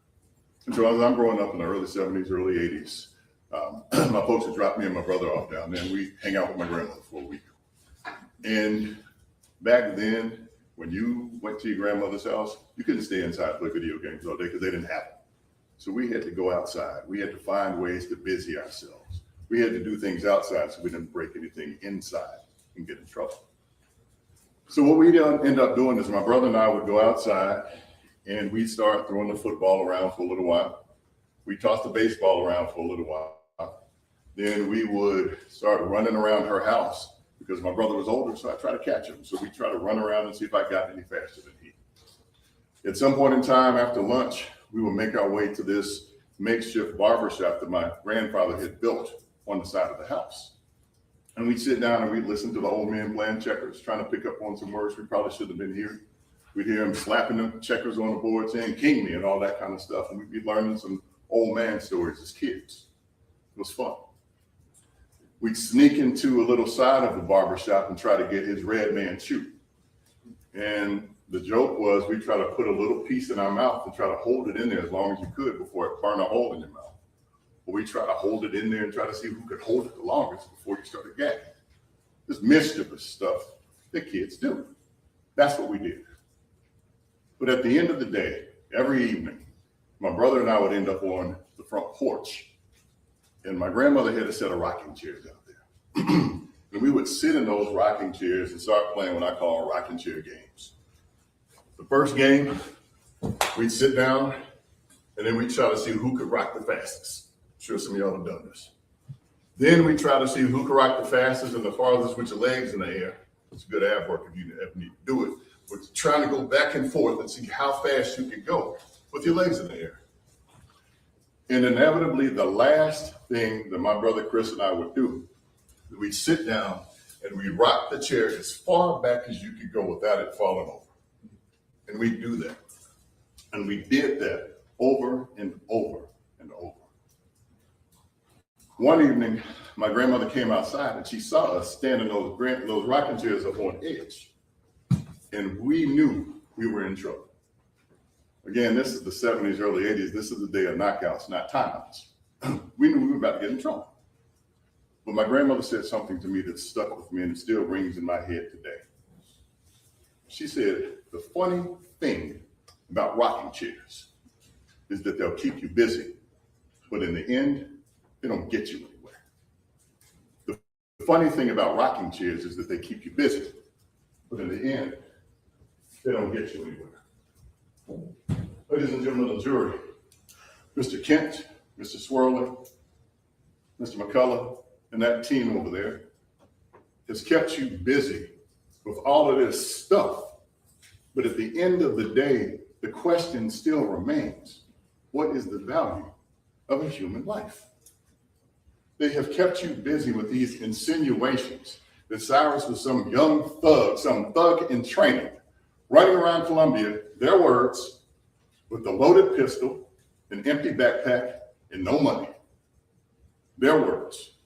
They have kept you busy with this insinuation that this case has to be about and is only about, and is mostly about, a 14-year-old carrying a gun. We keep talking about why do 14-year-olds have guns? Why do children carry guns? And folks, let's be abundantly clear. Cyrus should not have had a gun. Period. No question. Nobody at the state table has suggested that he should have. But let's put that aside for a second as we talk about what this case is really about, because he shouldn't have had a gun. No question. Question, are we still having this conversation if Cyrus is 24 years old, if he's 20 years old, if he's 34 years old, 44 years old? Are we having this conversation? Somebody wrongfully accused of stealing, chased out of the store after they tried to de-escalate everything that they could, running, falling down, running out of your chute, tripping, dropping phones, running farther, falling, busting your shin, gun spills out, you're still running. And according to the testimony that you heard from this chair, grown man, Andy Chow, state championship swimmer, 200 pounds, about 85 pounds more than Cyrus, was right on top of him when he fell. And Dad was close by, in arm's distance. That's what the testimony was, not all this stuff. He was right on top. Question, as you listen to the elements of self-defense, not bringing on the difficulty, who would have had a claim of self-defense? in this case. Cyrus? Being chased by two men armed with a gun on top of you after you've run 130 yards? Folks, I submit to you, as I'm walking from that tip back here, you get to the end of this corridor, that's 20 yards, 19 yards. Times 5 plus 30 more yards. That's how far he was chased. So who would have had a self-defense claim? So I'm suggesting to you that they keep insinuating these things, saying these things, because they don't want you to think about it. Again, I mentioned to you this to you multiple times. When you parked your cars, you didn't leave your common sense in the parking lot. Take it with you. Think about these things. Don't let them sway you with all of this mess and all this other stuff that takes us off of what the real issue in this case is. Don't let them do it. The defense kept weaving this narrative, again, that Cyrus is some young thug walking around the streets of Columbia, again, with a loaded pistol, no money, and an empty backpack. I submit to you that, folks, if Cyrus was this thug that they keep telling you that he was, by showing you pictures and trying to get you thinking in that direction, we never would have gotten 130 yards down the road. He would have held court right at 7441 Park Lane Road. Cyrus would have been the judge, the jury, and the presenter of the sentence right there in that spot, if he was the thug that table wants you to believe that he was. But instead, what were his actions? Folks, he ran. He ran like a child. He ran from the adult. Let's think about who acted like the thug, the gangster. The person who chased him down the street, or the person who ran while he had a gun hidden. He ran out of his shoe. How do we know that to be true? Because we see it on camera. Shoe flies up in the air, and he keeps running. Doesn't stop. Turn around. Oh, I dropped my shoe. Let me get that, because I'm going to get in trouble if I go home with one shoe. He didn't do that. How afraid do you have to be to run out of your shoe and not turn around to pick it up?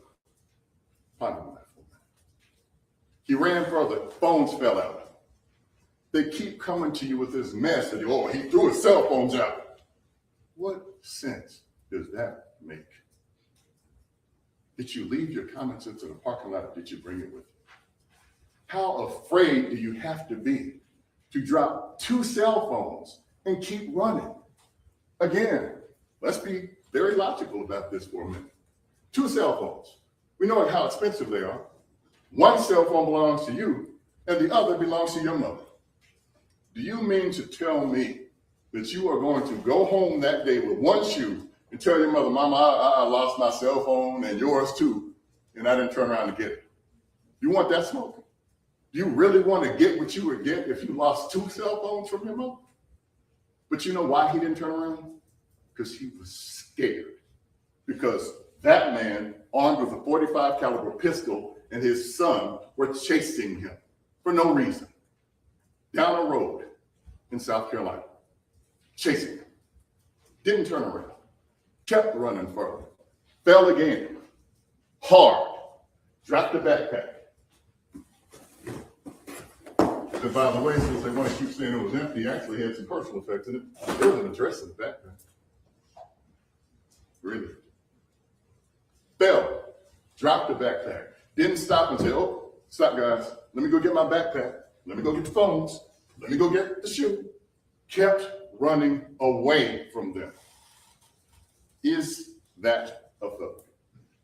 That's a kid who was scared of 2 grown men, running as fast as he could, as far as he could, trying to get home.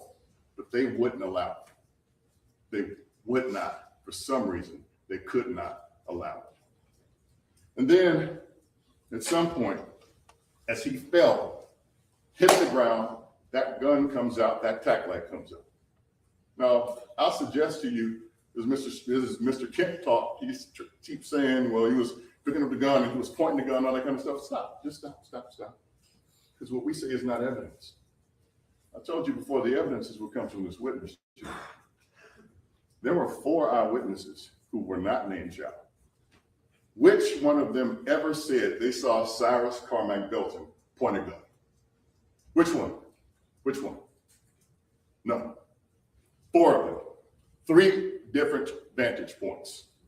Lori Carson, Kennedy Carson, mom and daughter. They told you they watched and they saw a straight line of what happened. Cyrus ran, fell, hit the ground, got up running, and that's when he was shot. Asked multiple times, well, did he turn at them? Did he point at them? Did he do anything? No, we never saw anything in Cyrus's hands. 2 witnesses, mom and daughter, vantage point at the front of the store. Didn't see any of that. Devontae Bryant, driving, white Honda, threw on brakes so he wouldn't run over anybody as they ran in front chasing Cyrus. Asked as he rode by, did you see him point anything? Cyrus Carmack Belton point, stop and point. No, he didn't. He didn't have anything in his hands. The book bag fell. He was flat. He fell hard. His hands were on the ground. He got up trying to run, and that's when he was started stumbling again and got shot. Again, trajectory. Here, upwards, to the left, making perfect sense that he's running away. Not pointing, like the defense wants you to believe. Remember the multiple times they tried to see with Dr. Durso, well, was he doing this and was he snaking and popping and locking? No, none of that was ever said. He was running, and when they tried to do that, he said, no, it's more consistent with the shooter being directly behind him. Folks, if he was turned in the direction that they want to believe, his spine would have been severed by that bullet. Common sense. You didn't leave your common sense in the parking lot when you parked today. You brought it with you. That again is why we went through that process. Some of you may think it was painstaking last week to sit you as jurors, because we wanted you to take the facts of this case. Not Paul Harvey, not Steve Harvey, not some other Harvey, but the facts of this case that came from this witness chair. Not some stuff that's speculated or what we can kind of come up here and start trying to come up with about moonwalking backwards and all this kind of stuff. None of that. The evidence that came from this chair. Did you hear that? Another witness, Jasmine Broadwater. Another vantage point. They're running directly to her. Did she say she ever saw a gun in Cyrus's hands? No. Did she ever say she saw Cyrus point? No. Never. Nobody with the last name that's not Chow says that ever happened. And interestingly enough, you saw in the video, after the shooting took place, who was walking around? Rick Chow. The officer had to tell him multiple times, stand still, don't touch evidence. I'm gonna charge you with obstruction if you keep messing around now. Move the gun, by the way. He and his family went to the store, came back, had plenty of time to talk about what they were gonna say. Plenty. But at the end of the day, when Andy sat up here, there was nobody to protect him from cross-examination. Nobody to protect him. There was conversation about a barrel. Andy says, I saw a silver barrel. Folks, I submit to you, there is a gun lock on here. This is not the condition of the gun. You'll see it on that video. The condition of the gun was this. That's a black barrel, right?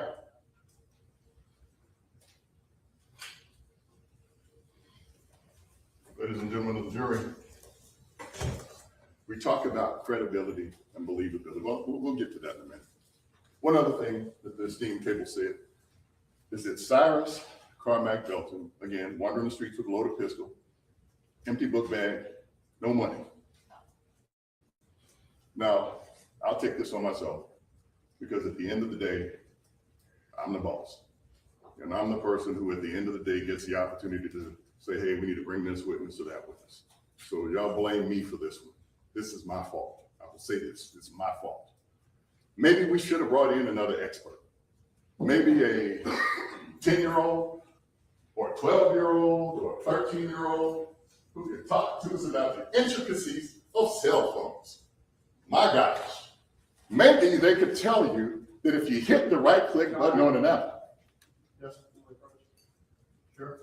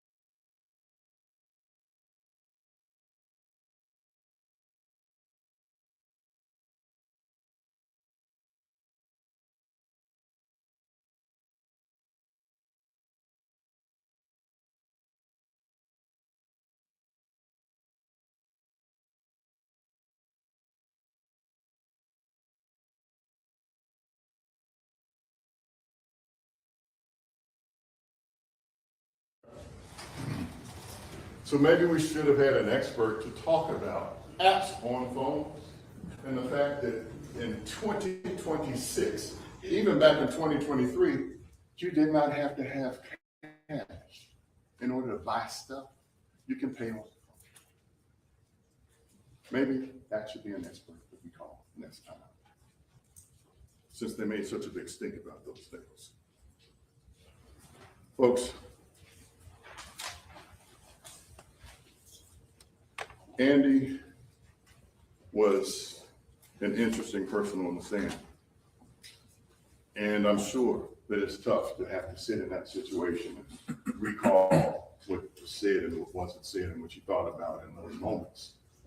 But it was interesting to me that under direct examination, that testimony flowed. It was quick. Everything that he said was perfect, just came out like water. But then on cross-examination, and y'all get a chance to watch from your vantage point, that's the word of the week, vantage point. Every time he was asked a question under cross-examination that wasn't pleasant, that actually required some type of thought process that may not go exactly how he rehearsed his testimony, eyes. To the point to where he said, well, my counsel said I couldn't. We don't want to know what your counsel told you. But every time a hard question came, his eyes went from here to there.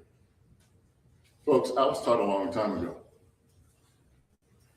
when you lie, you got to remember what you see, right? And if you lie about the small things, then you can't be trusted with the big things, to tell the truth about the big things. So think about that for a minute, because when we talked to Andy, there was a back and forth about simple stuff, like through versus dropped, right? Like pulled versus pointed, which again, no witnesses not named Chow ever said the word pointed. Like chase versus follow.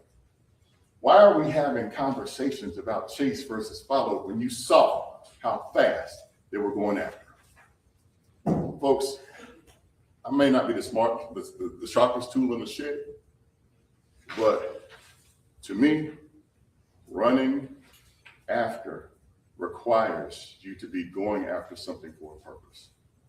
Example, there's a kid, ice cream truck passes by the house, ding, ding, ding, ding, ding, ding, ding, you miss it.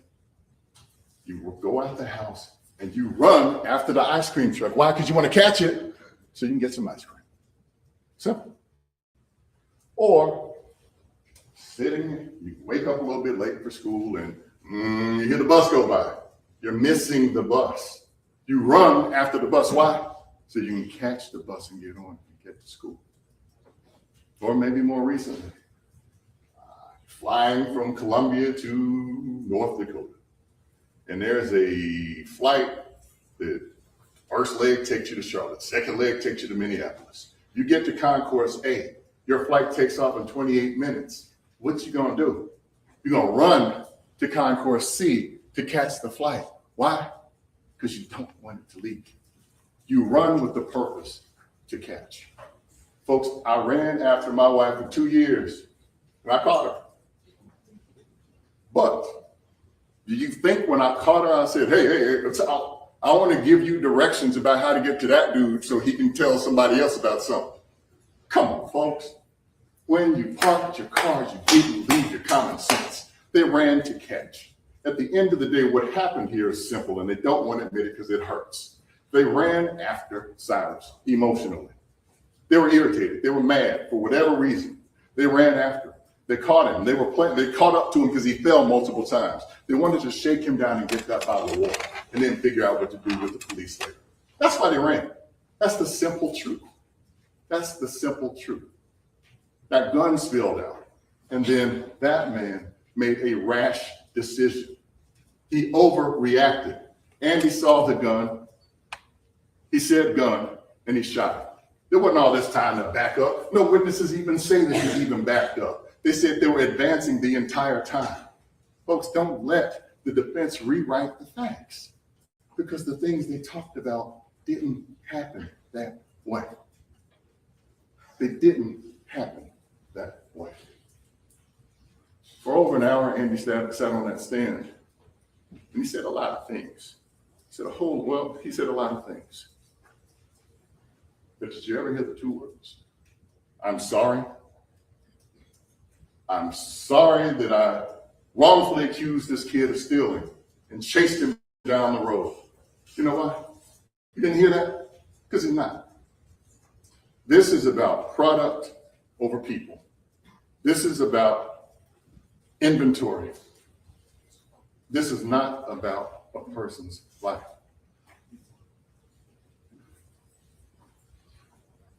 Mr. Kent spoke about withdrawal.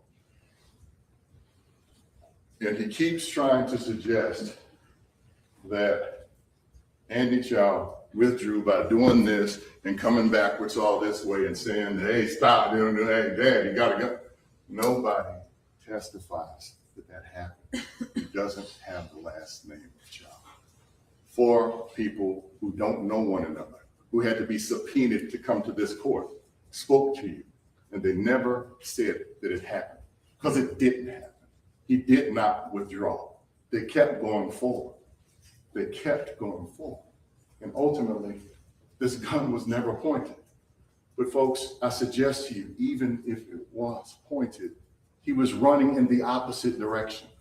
Opposite direction. That's what the evidence showed by the way he was shot. It was in the opposite direction, trying to get away.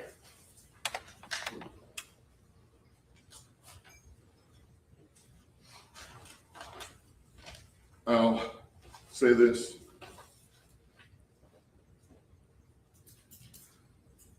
It's offensive to hear the defense keep trying to characterize Cyrus as this young thug.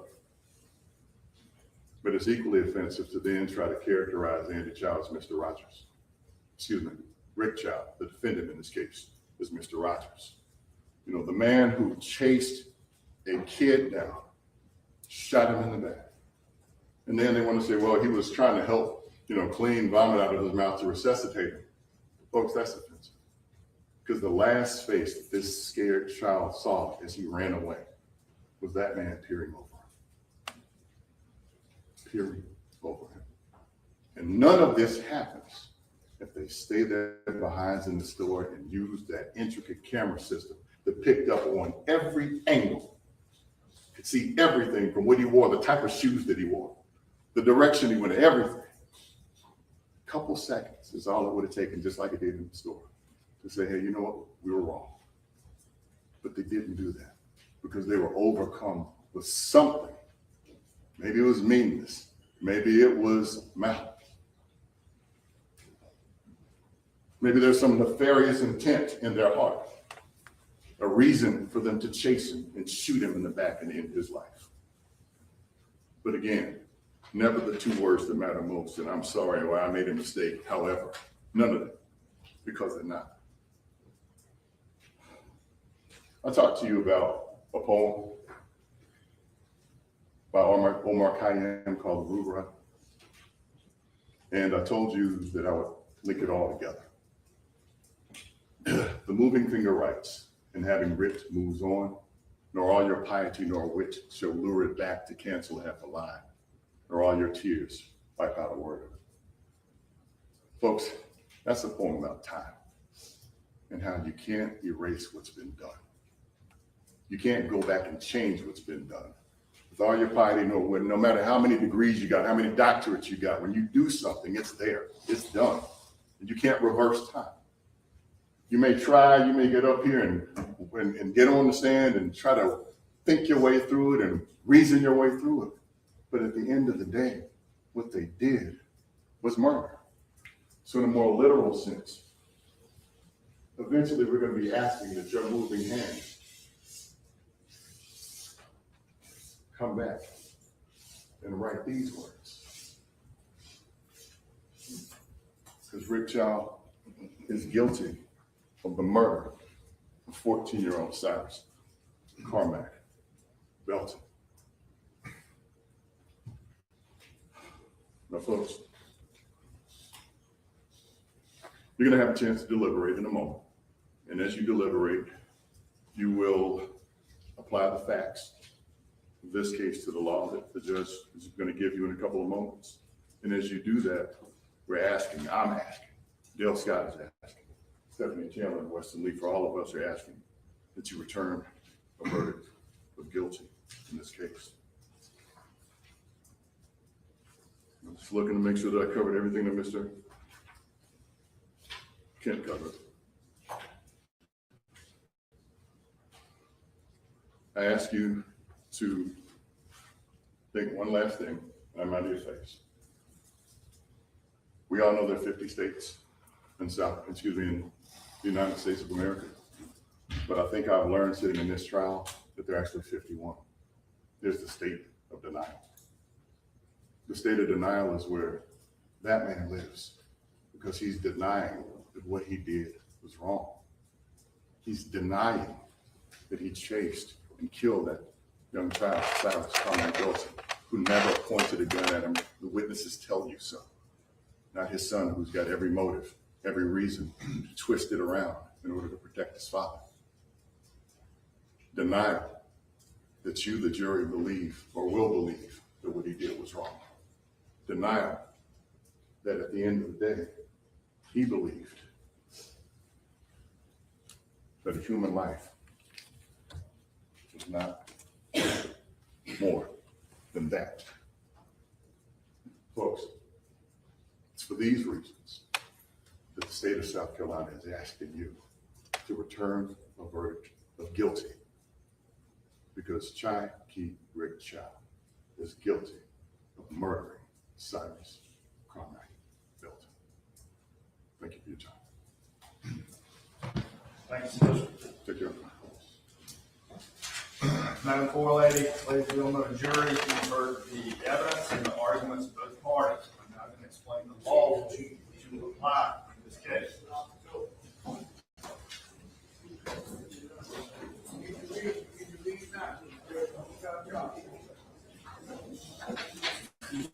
Well, maybe I'll do that in a moment.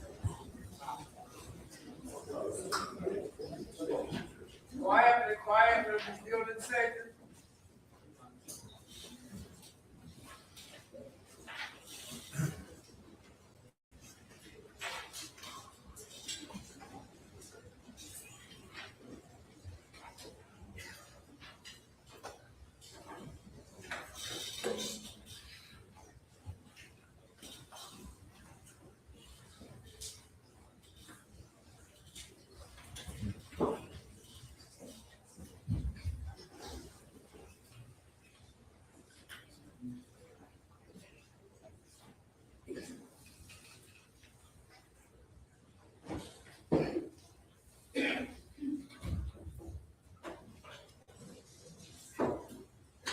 Now, the charges that I'm going to read to you will will not be sent back to the jury, so it's important that you listen carefully to the instructions. If you have any questions during your deliberation, I can bring you back out and explain the law to you again if you have specific questions about the law. Now, you and I have specific duties to perform, like we discussed from the outset. As a trial judge, it is my responsibility to preside over the trial. It's your responsibility to consider the testimony which has been presented from the witness stand and the exhibits introduced. I have the duty to charge the law applicable in this case. As a presiding judge, I am the sole judge of the law, and it's your duty as jurors to accept and apply the law as I now stated to you. If you already have any idea as to what the law is or what the law ought to be, and it does not agree with what I tell you, the law is you must abandon your idea because you are sworn to accept the law and apply the law exactly as I stated to you. Your duty is to determine the facts. In every case, the jury is the sole and exclusive judge of the facts. A trial judge cannot suggest, state, comment on, or make any statement to a trial jury about the facts of the case. Since you are the sole judge of the facts, you are not to infer from what I have said during the progress of this trial and ruling upon the admissibility of evidence or otherwise, or anything that I say now during the course of this instruction to you, that I have any opinion about the facts in the case. The law does not allow me to have an opinion about the facts. This is a matter solely for you to determine. As jurors, it is your duty to determine the effect, value, and weight of the evidence presented during the trial. The indictment charges the defendant with murder.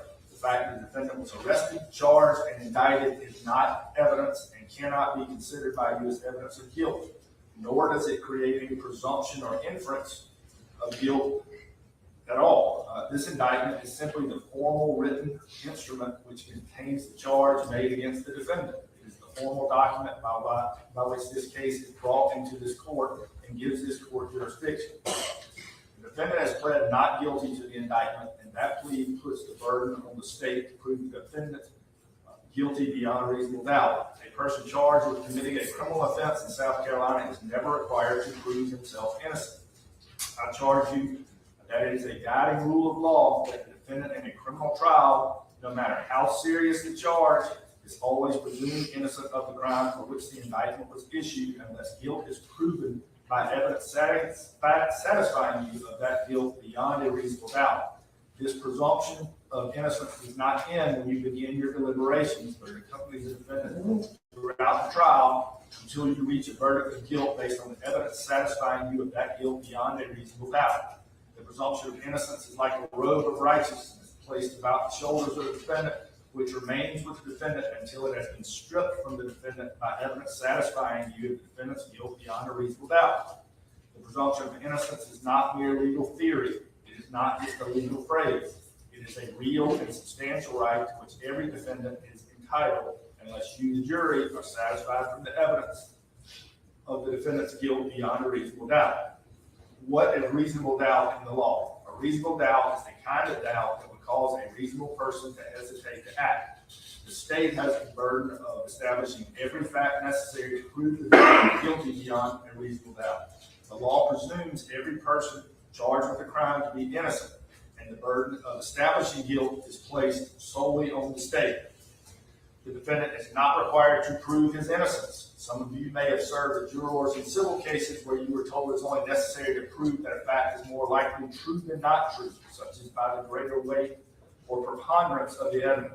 Other civil cases use the clear and convincing standard. In those cases, it's necessary to prove that a fact is highly probable. But this is a criminal case, and the state's proof must be more powerful than those burdens of proof. In criminal cases, the state's proof must be beyond a reasonable doubt. Proof beyond reasonable doubt is proof that leaves you firmly convinced of the defendant's guilt. There are very few things in this world that we know with absolute certainty. And in criminal cases, the law does not require proof that overcomes every possible doubt. If, based on your consideration of the evidence, you are firmly convinced that the defendant is guilty of the crime charged, you must find the defendant guilty. The defendant is not required to prove his innocence. If, on the other hand, you think there's a real possibility the defendant is not guilty, you must give the defendant the benefit of every reasonable doubt and find him not guilty. Necessarily, During your deliberations, you must determine the credibility of witnesses who have testified. Credibility simply means believability. It is your duty as jurors to analyze and evaluate the evidence and determine which evidence convinces you of its truth.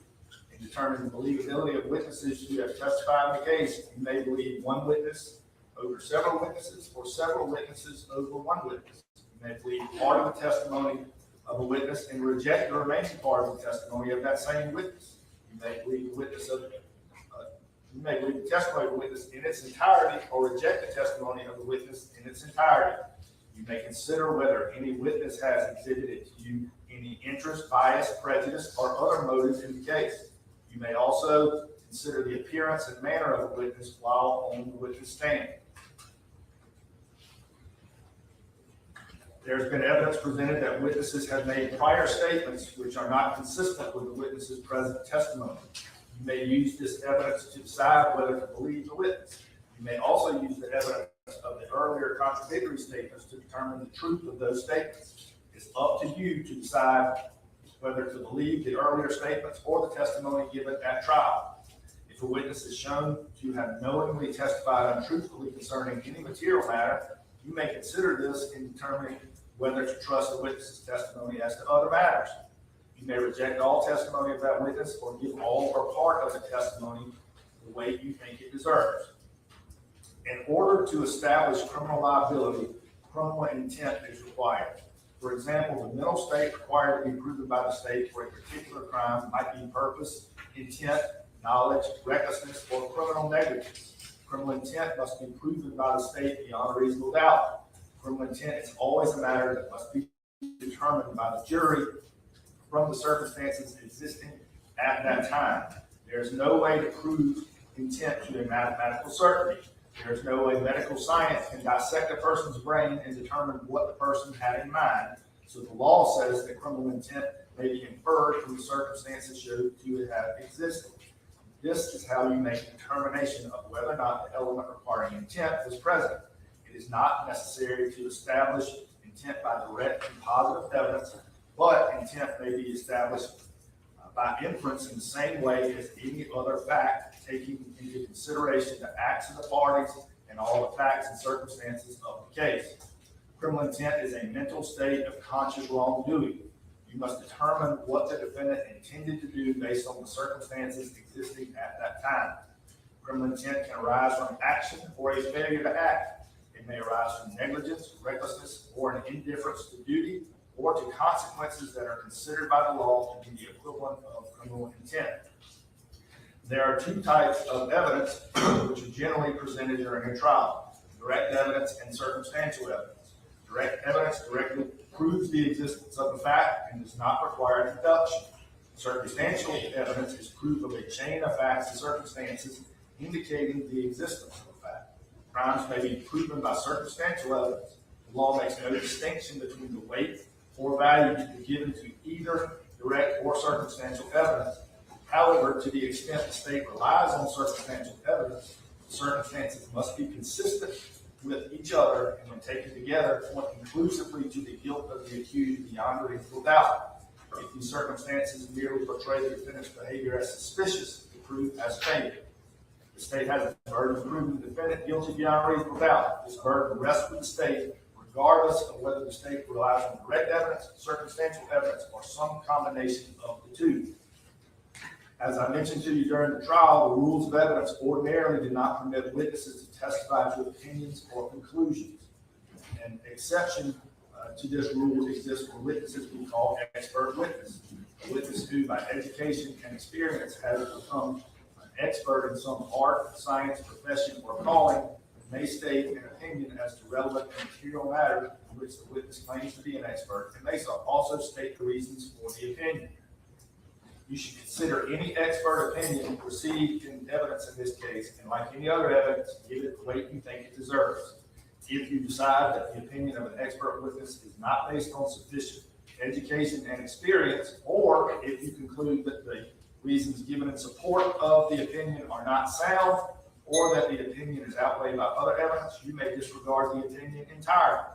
An expert witness's testimony is to be given no greater weight than that of other witnesses simply because the witness is an expert. Further, you're not required to accept an expert's opinion even though it is not contradicted.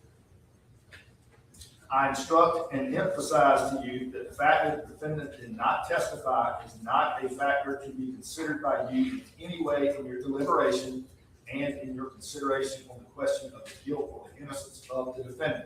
It must not be considered by you in any manner whatsoever. I repeat, under your oath, you are to draw no conclusion whatsoever from the fact that the defendant did not testify. The fact that the defendant did not testify should not even be discussed in the jury room. The burden of proof, as I have stated to you, is on the state. The defendant is not required to prove his innocence. The burden of proof remains on the state to prove guilt beyond a reasonable doubt as to the charge against the defendant. The defendant is charged with one count of murder. The state must prove beyond a reasonable doubt that the defendant killed another person with malice aforethought. Malice is hatred, ill will, or hostility towards another person. It is the intentional doing of a wrongful act without just cause or excuse, and with an intent to inflict an injury or under circumstances that the law will infer an evil intent. Malice aforethought does not require that malice exist for any particular time before the act is committed, but malice must exist in the mind of the defendant just before and at the time the act is committed. Therefore, there must be a combination of the evil intent and the act. Malice aforethought may be expressed or inferred. These terms, expressed and inferred, do not mean different kinds of malice, but merely the manner in which malice may be shown to exist. That is either by direct evidence or by inference from the facts and circumstances which are proved. Express malice is shown when a person speaks words which express hatred or ill will for another, or when a person prepared beforehand to do the act which was later accomplished. For example, lying in wait for a person or of any other act of preparation going to show that the deed was within the defendant's mind would be express malice. Malice may be inferred from conduct showing a total disregard for human life. If facts are proven beyond a reasonable doubt sufficient to raise an inference of malice to your satisfaction, this inference would simply be an evidentiary fact to be considered by you along with the other evidence in the case, and you may give it the weight you decide it should receive.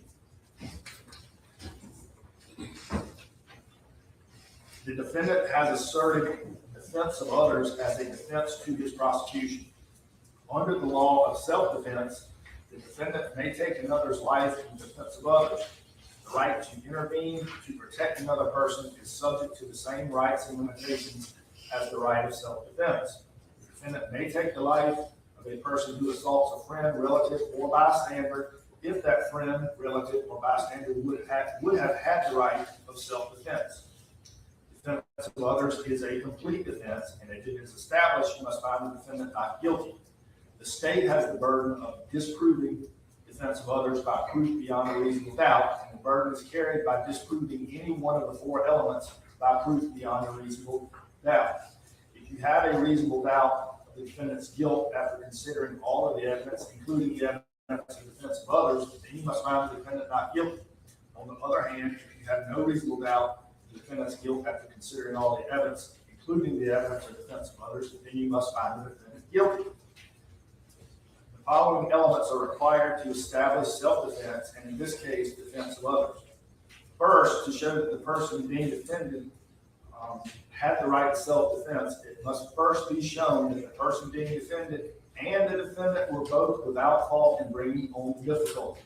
If the conduct of the person defended or the defendant was the type which was reasonably calculated to and did provoke a deadly assault, the person would be at fault in bringing on the difficulty and would not have the right of self-defense. Therefore, the defendant would not have the right to use deadly force in defending that person. One's right to self-defense or defense of others is restored after a withdrawal from the initial difficulty with the victim if that withdrawal is communicated to the victim by word or act. Withdrawal from a conflict must be effectively communicated to the victim by word or act to restore the right to use self-defense or defense of others. An accused who provokes or initiates an assault cannot claim self-defense or defense of others unless the person defended both withdraws from the conflict and communicates his withdrawal by word or act to his adversary.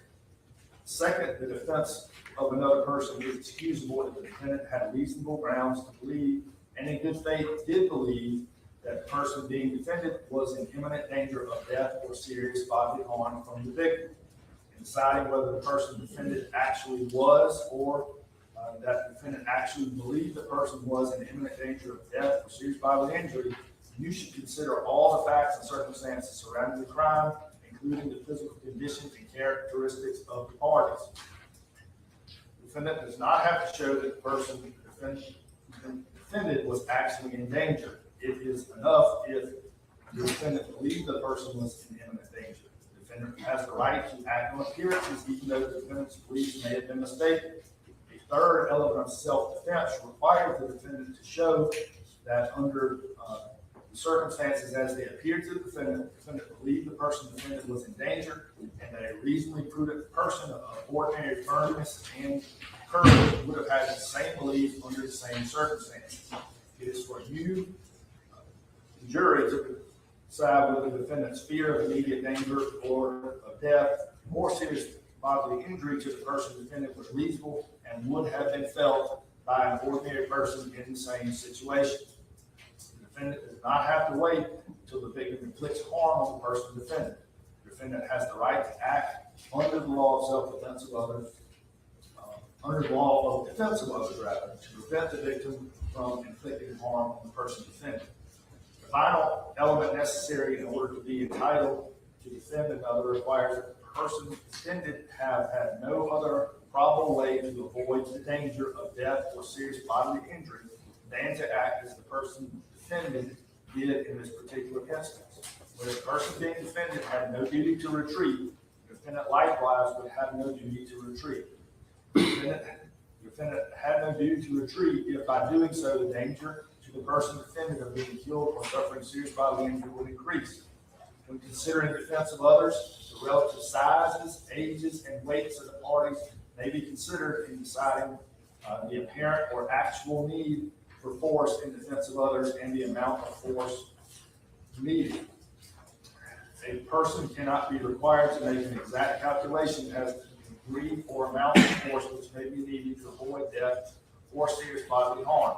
Therefore, in defense of others, the defendant has the right to use the force needed to avoid death or serious bodily harm to the person defended. The force used in defense of others does not have to be limited to the degree or amount of force used by the victim. The defendant has the right to use so much force as appears to be necessary for complete protection of the person defended, and which a person of ordinary reason and firmness would have believed to be needed to prevent death or serious bodily harm to the person defended. Where a person inflicts an injury or death on another person, you must be convinced beyond reasonable doubt that the defendant's actions were the proximate cause of the victim's injuries or death. Proximate cause is the direct cause. It is that immediate cause. It is the efficient cause. It is that cause without which the injury to the victim would not have resulted.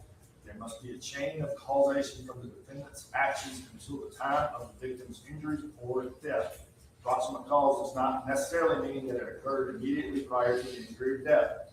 There may be more than one proximate cause. The acts of two or more persons may combine together to be a proximate cause of the injury or death of a person. The defendant's act may be regarded as the proximate cause if it is a contributing cause of the injury or death of the victim. The fact that other causes also contribute to the injury or death of the victim does not relieve the defendant from responsibility. The defendant's act need not be the sole cause of the injury or death, but must be a proximate cause contributing to the injury or death of the victim. Negligence on the part of someone else would not relieve the defendant from criminal responsibility if the actions of the defendant were the proximate cause of the victim's injury or death. Ladies and gentlemen, I have declared the law to you through these instructions to help guide you to a verdict. Whether some of these instructions apply depends on what you find to be the facts. The fact that I have instructed you on various subjects in this case should not be taken as indicating an opinion of this court as to what you should find to be the facts or as to what your verdict should be. Your verdict must represent the considered judgment of each juror. In order to return a verdict, it is necessary that each juror agree. The verdict must be unanimous. All 12 of you must agree on the verdict. The verdict cannot be based on sympathy, passion, prejudice, emotion, or any other consideration not in evidence in the case. Disagreements may arise during deliberations and your debates may become spirited. I urge you to be courteous to one another and respectful of your fellow jurors' perspective as you work toward a verdict. Remember, at all times, you are not partisans favoring one party over another. You're the judges of the facts. Your sole interest is to determine whether the state has proved the defendant's guilt to the charges beyond a reasonable doubt from the evidence presented to you in this case. Again, ladies and gentlemen, your verdict must be unanimous. Madam Floor Lady, when the jury agrees on the verdict, you will fill out the verdict form, which I have here. It's very self-explanatory. It will go back with the evidence. After you've reached the verdict, Madam Floor Lady will fill out the verdict form and sign. Then knock on the jury room door and inform the bailiff you have reached the verdict. At that time, we'll receive you back in the courtroom. We'll ask you to return to the jury room and not begin deliberations until you're told by the clerk or the bailiff to do so. There are a few more matters of law that I need to discuss with the lawyer before you begin your deliberation. All right, so I'm gonna ask you to help back. I believe your lunch is already here.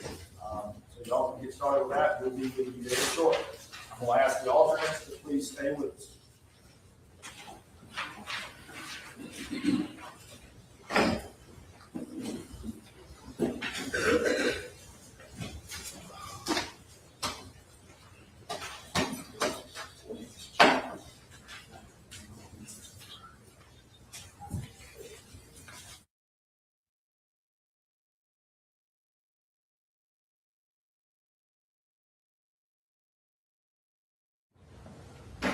Exception to the charge in the state. None, Your Honor. Any exception from the defendant?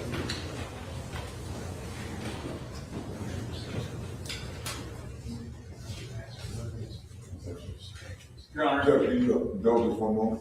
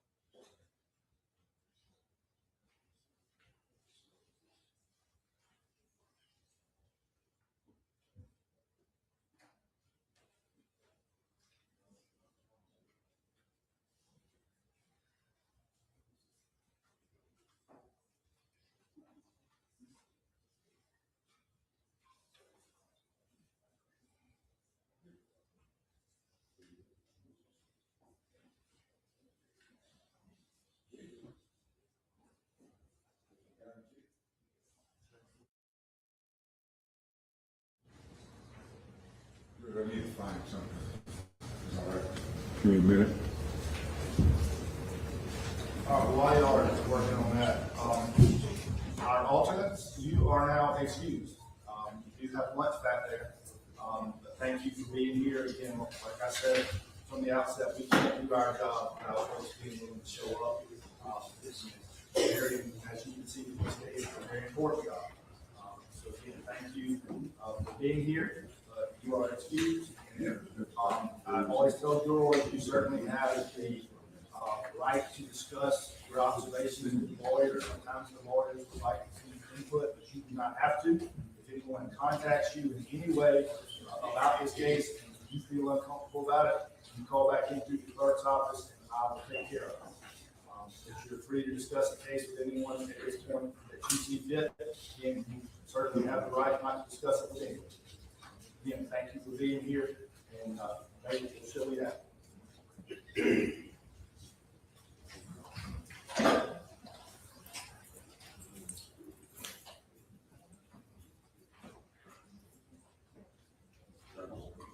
Well, they converse, maybe we start to go through the exhibits to expedite matters first. Thank you.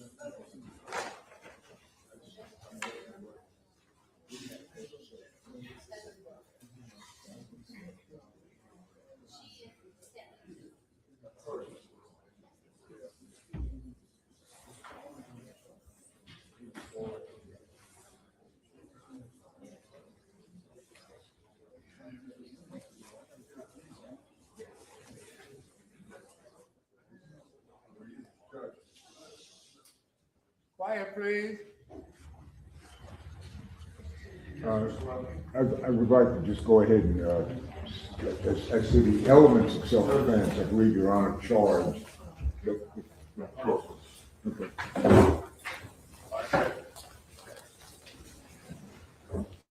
With respect to the self-defense charge, it was up to the defendant to show these various elements of self-defense. And of course, you also said it was the burden of proof on the state to disprove those elements, or any one of them.